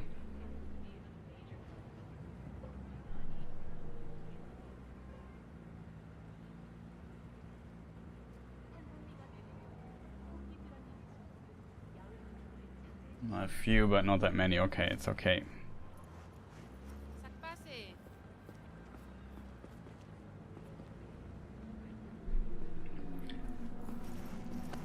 Yeah, the ray tracing already like looks good in the game. Like if I just turn on normal ray tracing, or let's put it on Psycho, like the highest ray tracing setting. You even here see that Okay, this looks actually pretty decent even with ray tracing. That's good. Like I said, it's not always like this. For example, this corner here isn't as dark as I think as it should be. But yeah, you have to really look out then suddenly for these ray trace, path trace differences. See, now it becomes much darker. See the difference. It's such a small difference, but you definitely yeah, can appreciate it. And this scene here is like a scene where stuff looks good. See my path tracing video on the channel here, in case yeah, you haven't seen it yet. They kind of show it better. Even below the darkness below the cars often looks much better with path tracing activated. Go back to normal ray tracing. It looks pretty decent here as well. This stuff kind of works. I guess path tracing is good for a lot of the edge cases that you get in this game. Like, I don't know. This here could be an edge case already. Where the lighting just suddenly becomes better. Not really. But maybe you have to look behind a container or so, and suddenly stuff is casting shadows that has not cast shadows before, and so on. It's like usually the biggest difference. See, and this is not casting a shadow correctly here. Suddenly it does. Stuff like this. In these areas you won't notice it that much. You have to really find specific places for that. But yeah, it is just very cool to have all those features. Like, I really like that they expanded the game already quite a bit. And yeah, with the next 2.0 upgrade, I think this will become even more extreme in a way.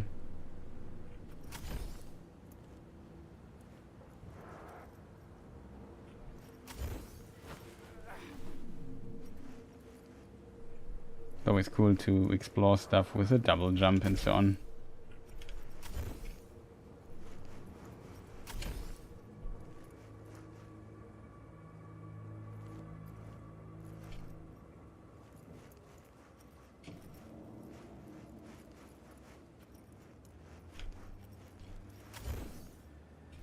They really did a great job, especially visually. This game is still absolutely breathtaking, to quote Keanu Reeves.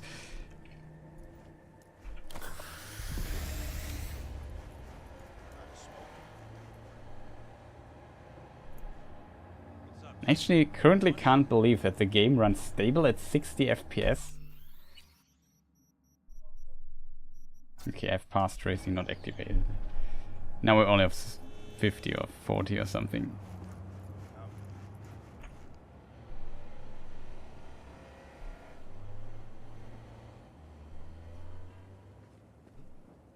And path tracing is an enclosed in a closed space, like the garbage should made me realize the difference. Yeah, exactly. There was this. Not sure if I have the save game still. Potentially not. Yeah, this place here. Here are my saves for the video. There's this one with the boxes that I've always thought is the most impressive one.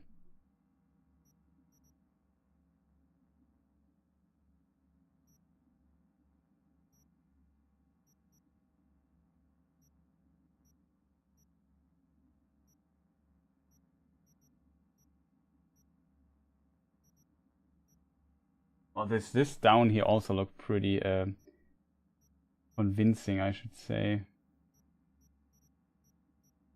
Fortunately, I don't see the other one. Yeah, here are the boxes. Like in some places where the developers didn't put in the time to make it also look good at the other modes, you definitely notice the difference completely.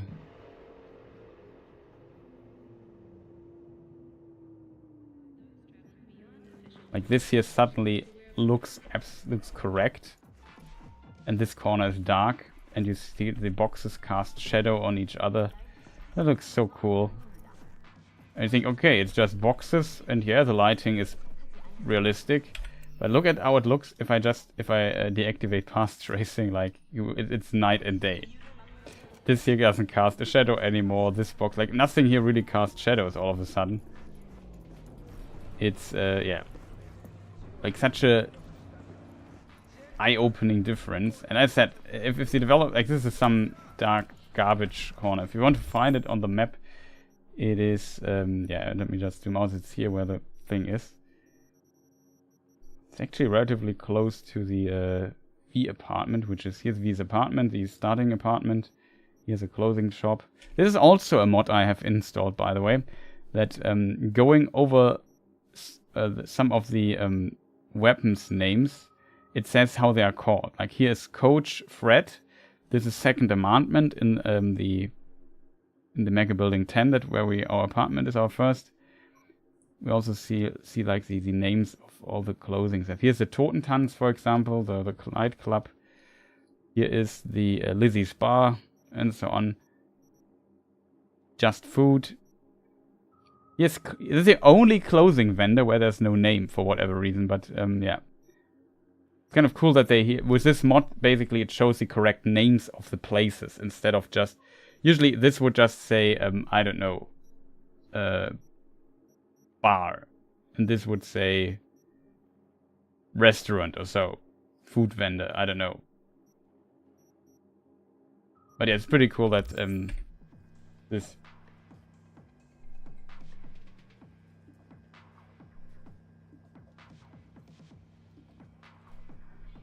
I think the expanded map was towards the space launching thing. You mean for the thing? It's just Superman really fast here. Space launching thing is here somewhere. Here's the space launching. Let me just fly a bit faster.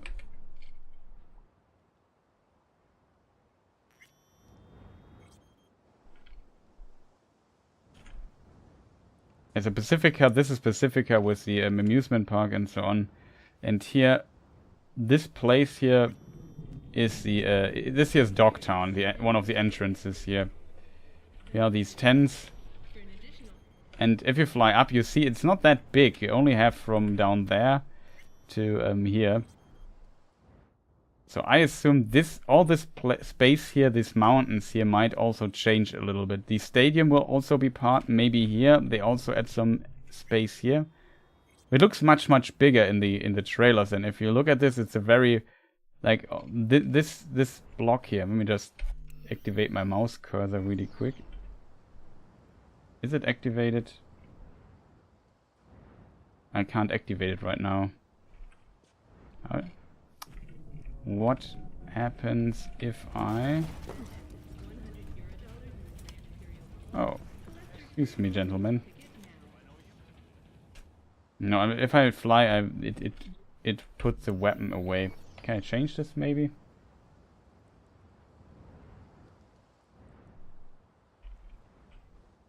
Okay, no weapons during flight. May I have to reset it one time. Yeah, now it works. Okay, so now I can show I have a cursor, as you can see. So yeah, this space here with the stadium, that should be Dogtown here on the map. This here is, I think, west. So I don't know if they maybe move the map a little bit toward the west or so, makes this a bit bigger. Or if they just basically use up all the mountain space here a bit better. Because like I said, currently here's basically nothing. This must be one of the main entrances. Here I assume will be an entrance. And I don't know where the other was. Somewhere here was also another entrance. Yeah, here. I think this is also an entrance.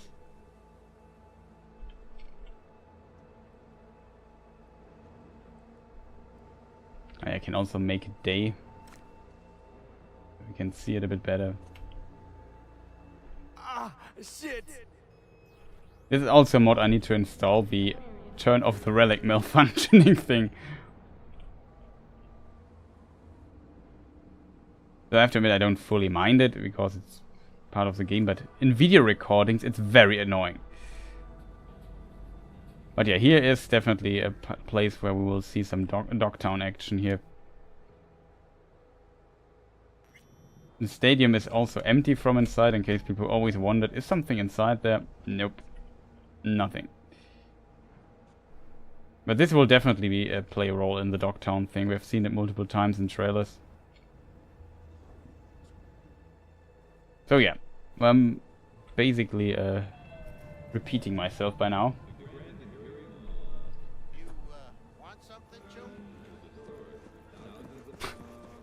There's also a mod I have installed that people, it's, forgot how it's called, but people talk to you when you pass them. There's a chance that they say something.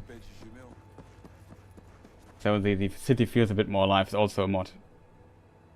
I said, it's pretty cool.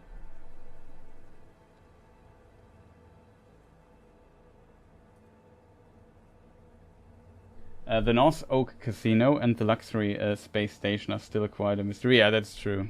Unfortunately, I can't get to the space station, I think. I never tried how high you can get, but I assume there's no space station up here. That would be really strange. I assume it's just a new scene they load. Though what is very interesting, like if you fly up really, really high,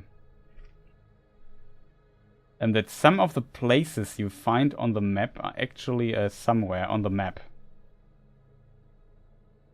I don't want to spoil here too many missions, but do you remember this very strange mission with a brain dance of the dude where you are in school and basically see his school experience, and he has kidnapped people in this cow farm thing? No, nothing up here.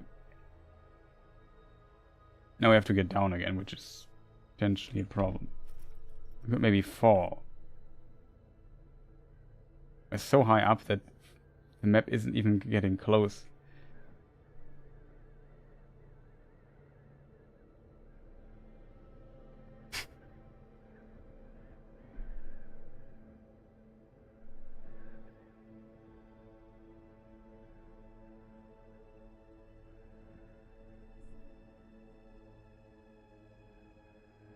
Okay, we're slowly getting back to the ground.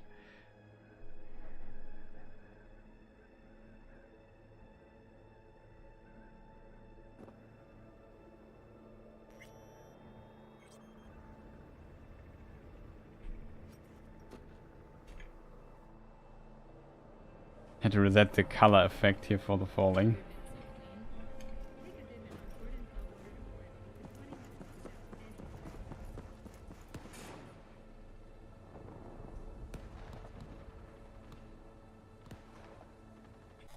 But yeah, it's pretty cool, I have to admit. Like, there's so many things you can do with mods in this game. Like the metro mod, and there's also a police system mod. I have not tried if this actually still works. It says version 1.5 it works. We're currently on 1.63 plus hotfix. Hotfix didn't get a different version number, so people call it 1.63 hotfix.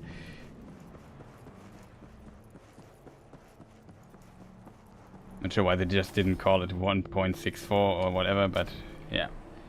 Modders were not happy with this hotfix, let's put it that way.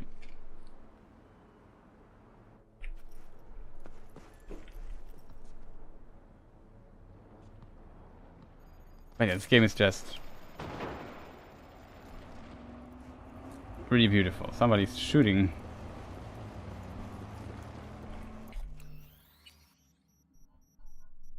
Oh, I have ray tracing, not only ray tracing activated.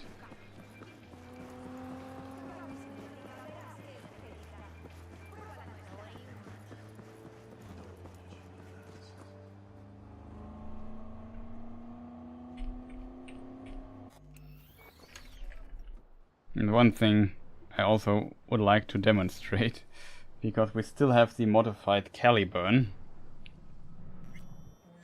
Fastest car in the game so far.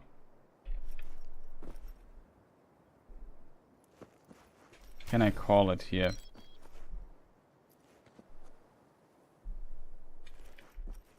Okay, That's potentially a no.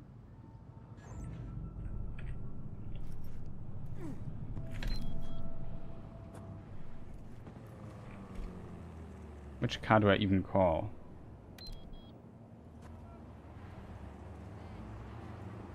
Problem is, I don't have a HUD marker for the car, so I have no clue where it is. Did I turn on the minimap? Mod settings, minimap.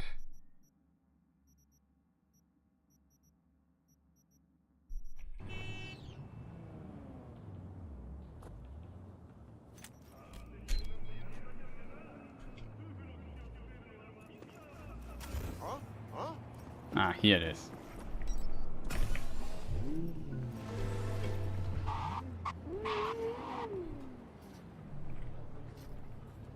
I like when he just falls over.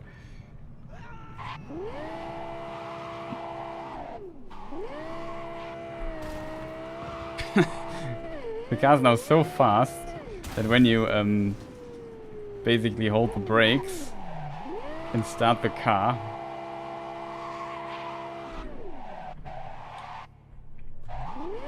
like this, and accelerate at the same time,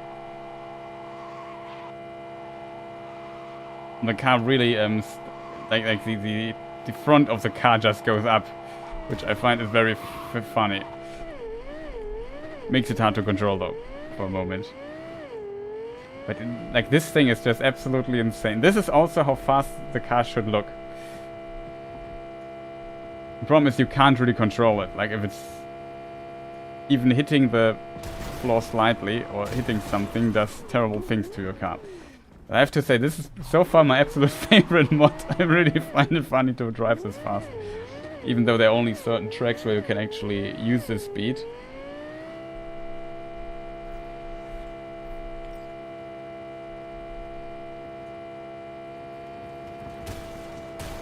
Donk. It's just absolutely ridiculous. I have so much fun with this, I can't tell you how much. Like, that is the most ridiculous thing. I also have the handling mod installed. Here's a Javelina, which is also, in my opinion, one of the best cars in the game. This will, with the handling mod, also be faster than normally, but you will see the difference in speed. Like, oh, I mean, it also accelerates quite a bit. And it's now, like, usually the car would not go past 200. It's now also really fast, almost hits 300 with this mod. And the Caliburn, I think, in the mod is 350 or so normally. So, like, a bit faster than this.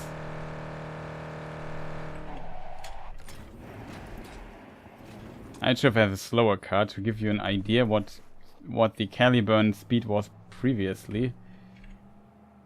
Maybe the Porsche, maybe the Guinevere.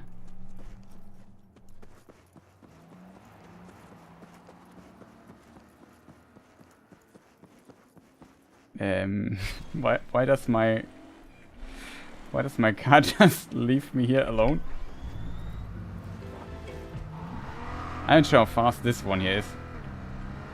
I also like when the car is passing you and you press F fast enough that you get into the car even though the car's still driving. Yeah, but this was the max speed of the Caliburn before, as you see it here roundabout. This was the maximum speed. It's pretty decent, but it's nothing nowhere the insanity this car now has with this handling mod. You can make the car faster, but I can spoil already. If your car hits more than, let's say, 459, whatever the unit there is, miles per hour, kilometers per hour, the car will just do weird things. Like, it will just stop, because I think the game thinks it's a bug or so in the game. Do we have a slower car? Maybe the taxi, the Delamain.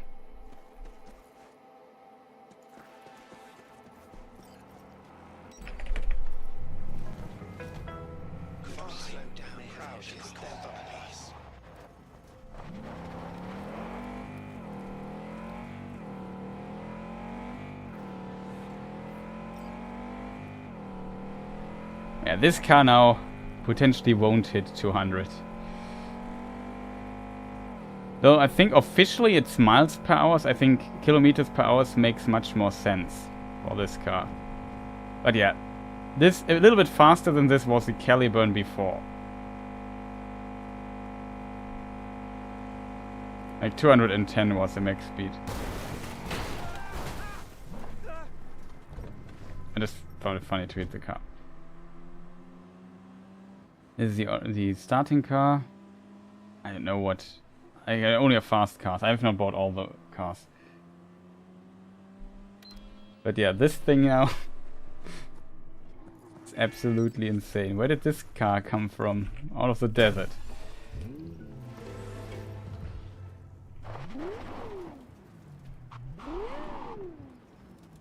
Like, just the acceleration of this thing is absolutely insanity.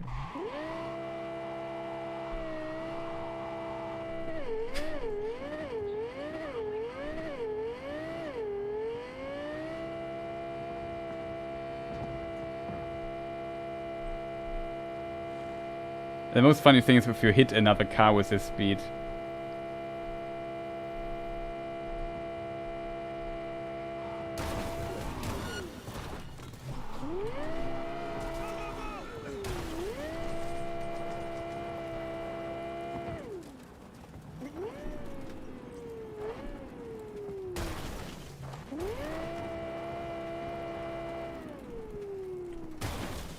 Ouch. It's like, I don't know, it's so much fun hitting this thing. Like, we just went down the other car. Here's a part of my car. Still moving. Okay, I lost complete control over this car.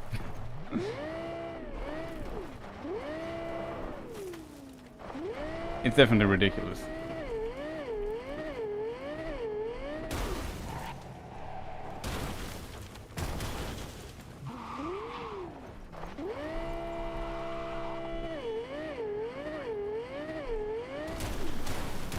Just hitting other cars is fun.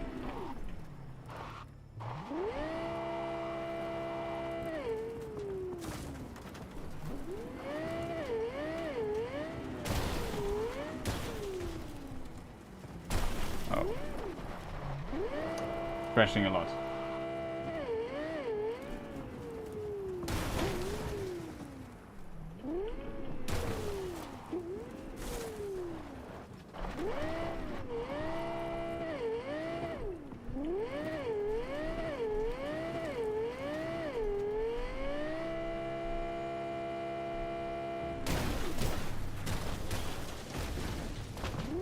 Unfortunately, not a full hit. But yeah, I also like the damage model. The modded cars, by the way, don't have a damage model really. Like, there's some damage you can see and some, like here, the thing here, but other than that, there's no damage model.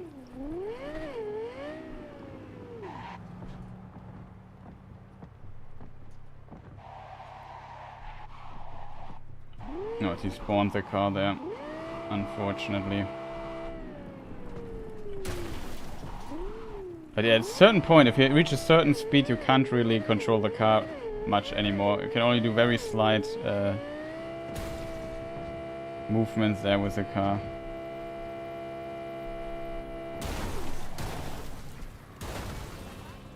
Okay, that looked very funny.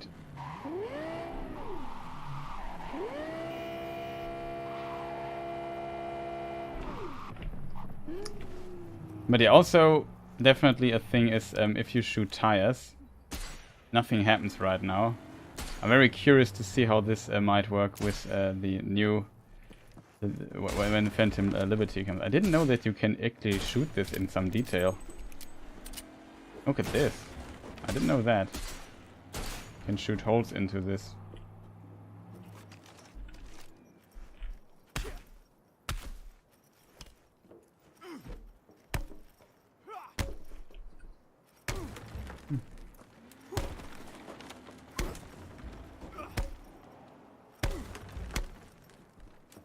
Interesting, I didn't know that. Did you know this? Is at least I know you can break them, but I did not know if you shoot at them that something happens. You just learn something new every day.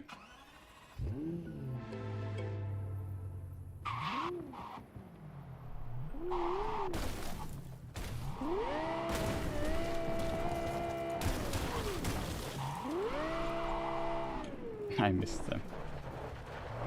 This car's not ideal for hitting this.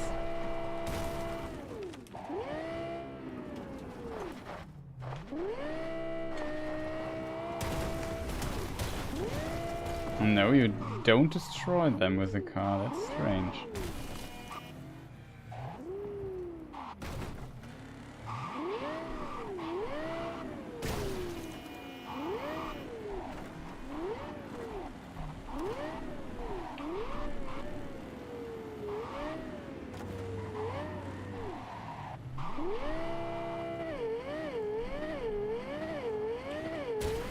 The speed is just so ridiculous.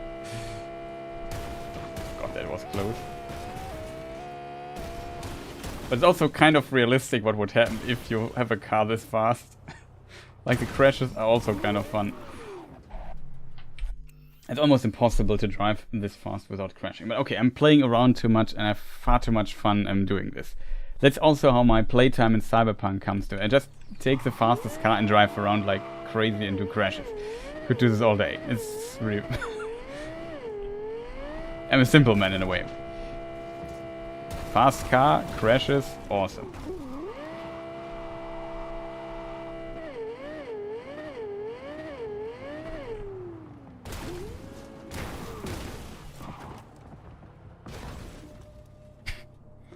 It'd be fun if this would break. But yeah, it's pretty cool.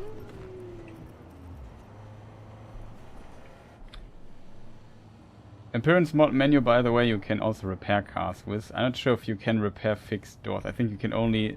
Like, the doors have to be still there. I think it doesn't fix the doors. What happens if I say open closed doors? Okay, it doesn't work. Maybe we have to respawn the car.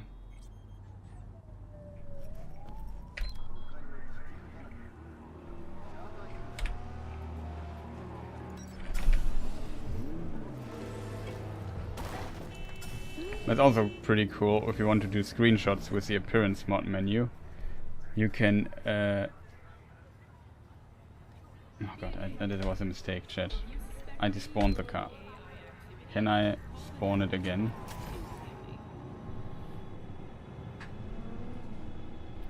Let me just go somewhere else really quick. You can open and close the doors and stuff like this.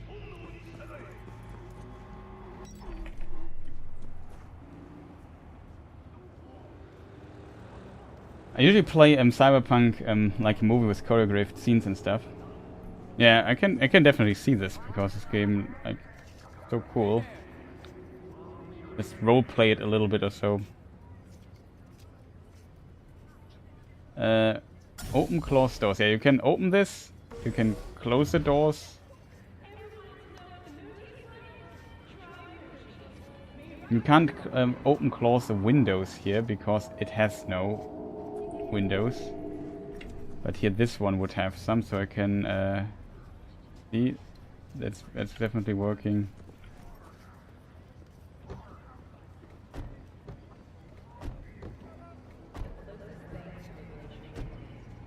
That's also pretty cool in my opinion.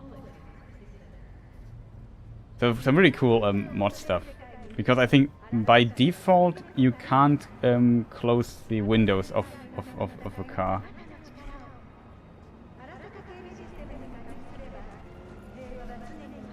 This should also be able to open and close them.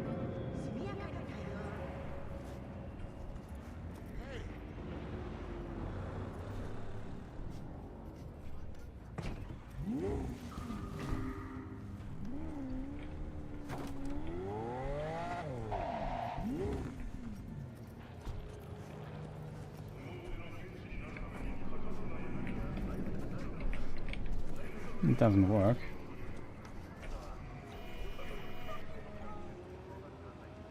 This, by the way, the Outlaw GTS, where we get a new version of it. I'm not even sure if I possess one. I have one here on the save. Wherever it is.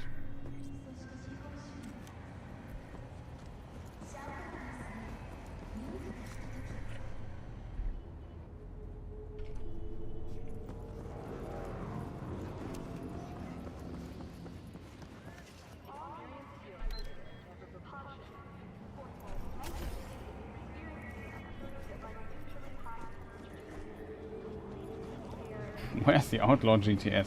This? That's mine, right? Yeah. Here you can open the stuff as well. Oh, we lost our doors. And you can open the engine thing. It's interesting that it doesn't work with normal cars, kind of.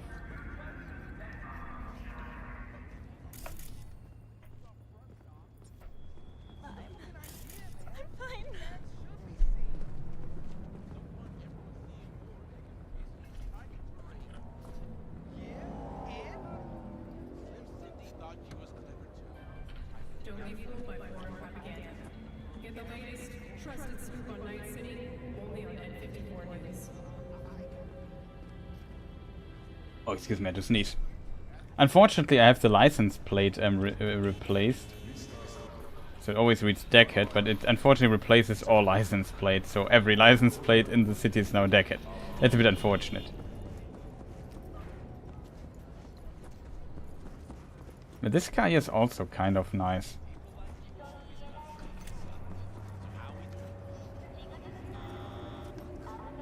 But yeah, enough playing around, chat. I think we ended here. It was a lot of fun though, I have to admit, and I'm looking really forward to good old Cyberpunk, Phantom Liberty quite a bit. I hope you people enjoyed this little excursion into the Cyberpunk universe as well. We learned a lot of little details today, so just try to go into as much detail as possible, read all the perks that we could have seen on screen, find the information and so on, and stuff like that. Also something currently my OBS is not happy, but I hope you can still hear me. And yeah, I would say thank you people for watching. Excited for more videos from you. Good night, Choom. Yeah, Choom. Have a good night as well. There will be, I'm not sure when the mod showcase, maybe I make multiple parts because I have like 50 mods or so installed. It's too much for one video, I think, so I'll maybe do a second one or so, or I don't know how.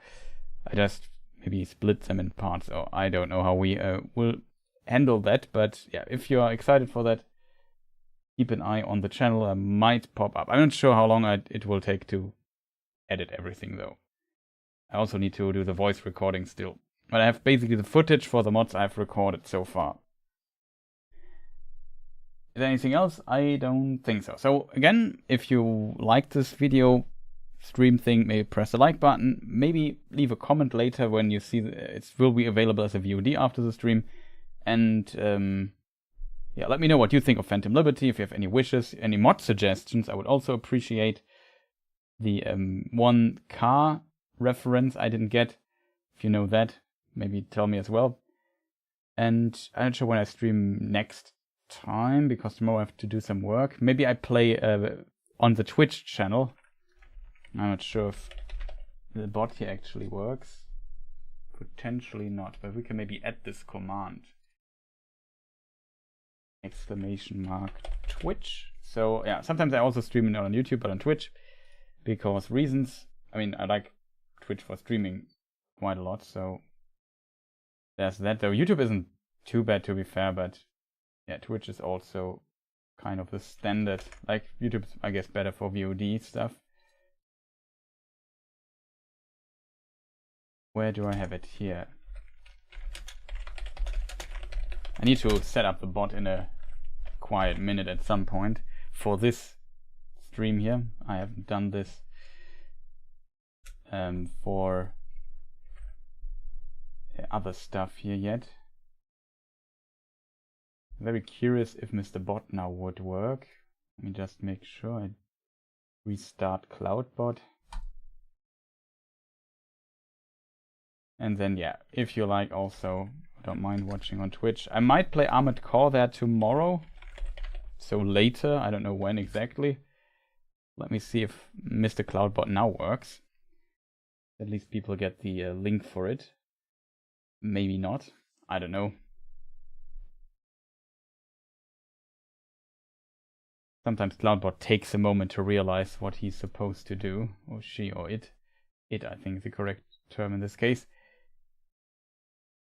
In German, I am from Germany, so in German, Roboter or bot would be male, so I would say he, but that's a different thing and it has to do with grammatical gender that exists in some languages. It doesn't work. Whatever, I can just post manually, it's potentially easier. I have to kind of convince Mr. Cloudbot to work with his channel. I'm not sure why it doesn't work though. Did I spell it wrong? Let me just try it one more time, just to make sure the Cloudbot has an issue or not. And unfortunately, the Cloudbot or bot support works much better on Twitch chat as well. It's also a reason. I have also one set up for the Twitch chat. I have some people need a link or so. I can just enter something and then it will show up. Unfortunately, Cloudbot has no interest of working today. I don't know why though. It should be on the right channel. Maybe not? No idea.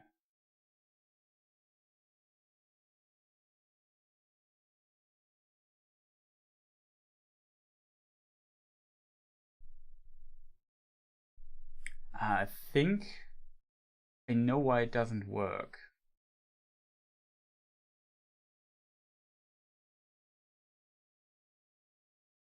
Yeah. I know why Cloudbot isn't working.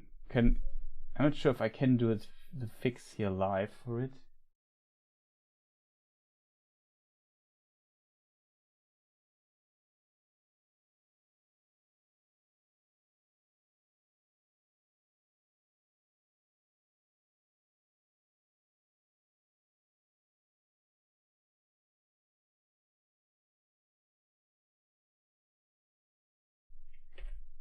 Okay, I can't do it live because I have to enter my password and I don't know what my password on this account is. I can't do this, but I have to basically mod the account. I think that is the problem. I hoped I could do this here on in the menu really quick, but I can't. Okay, so I know why, at least I know why the bot is not working. It is not modded. Okay, that's the problem. However, I would say thank you people for watching. Have a fantastic rest of the day. Maybe there will be another stream in some form or another here on this channel. Look out for that and maybe also a video. Again, thank you people for watching and see you next time. Goodbye.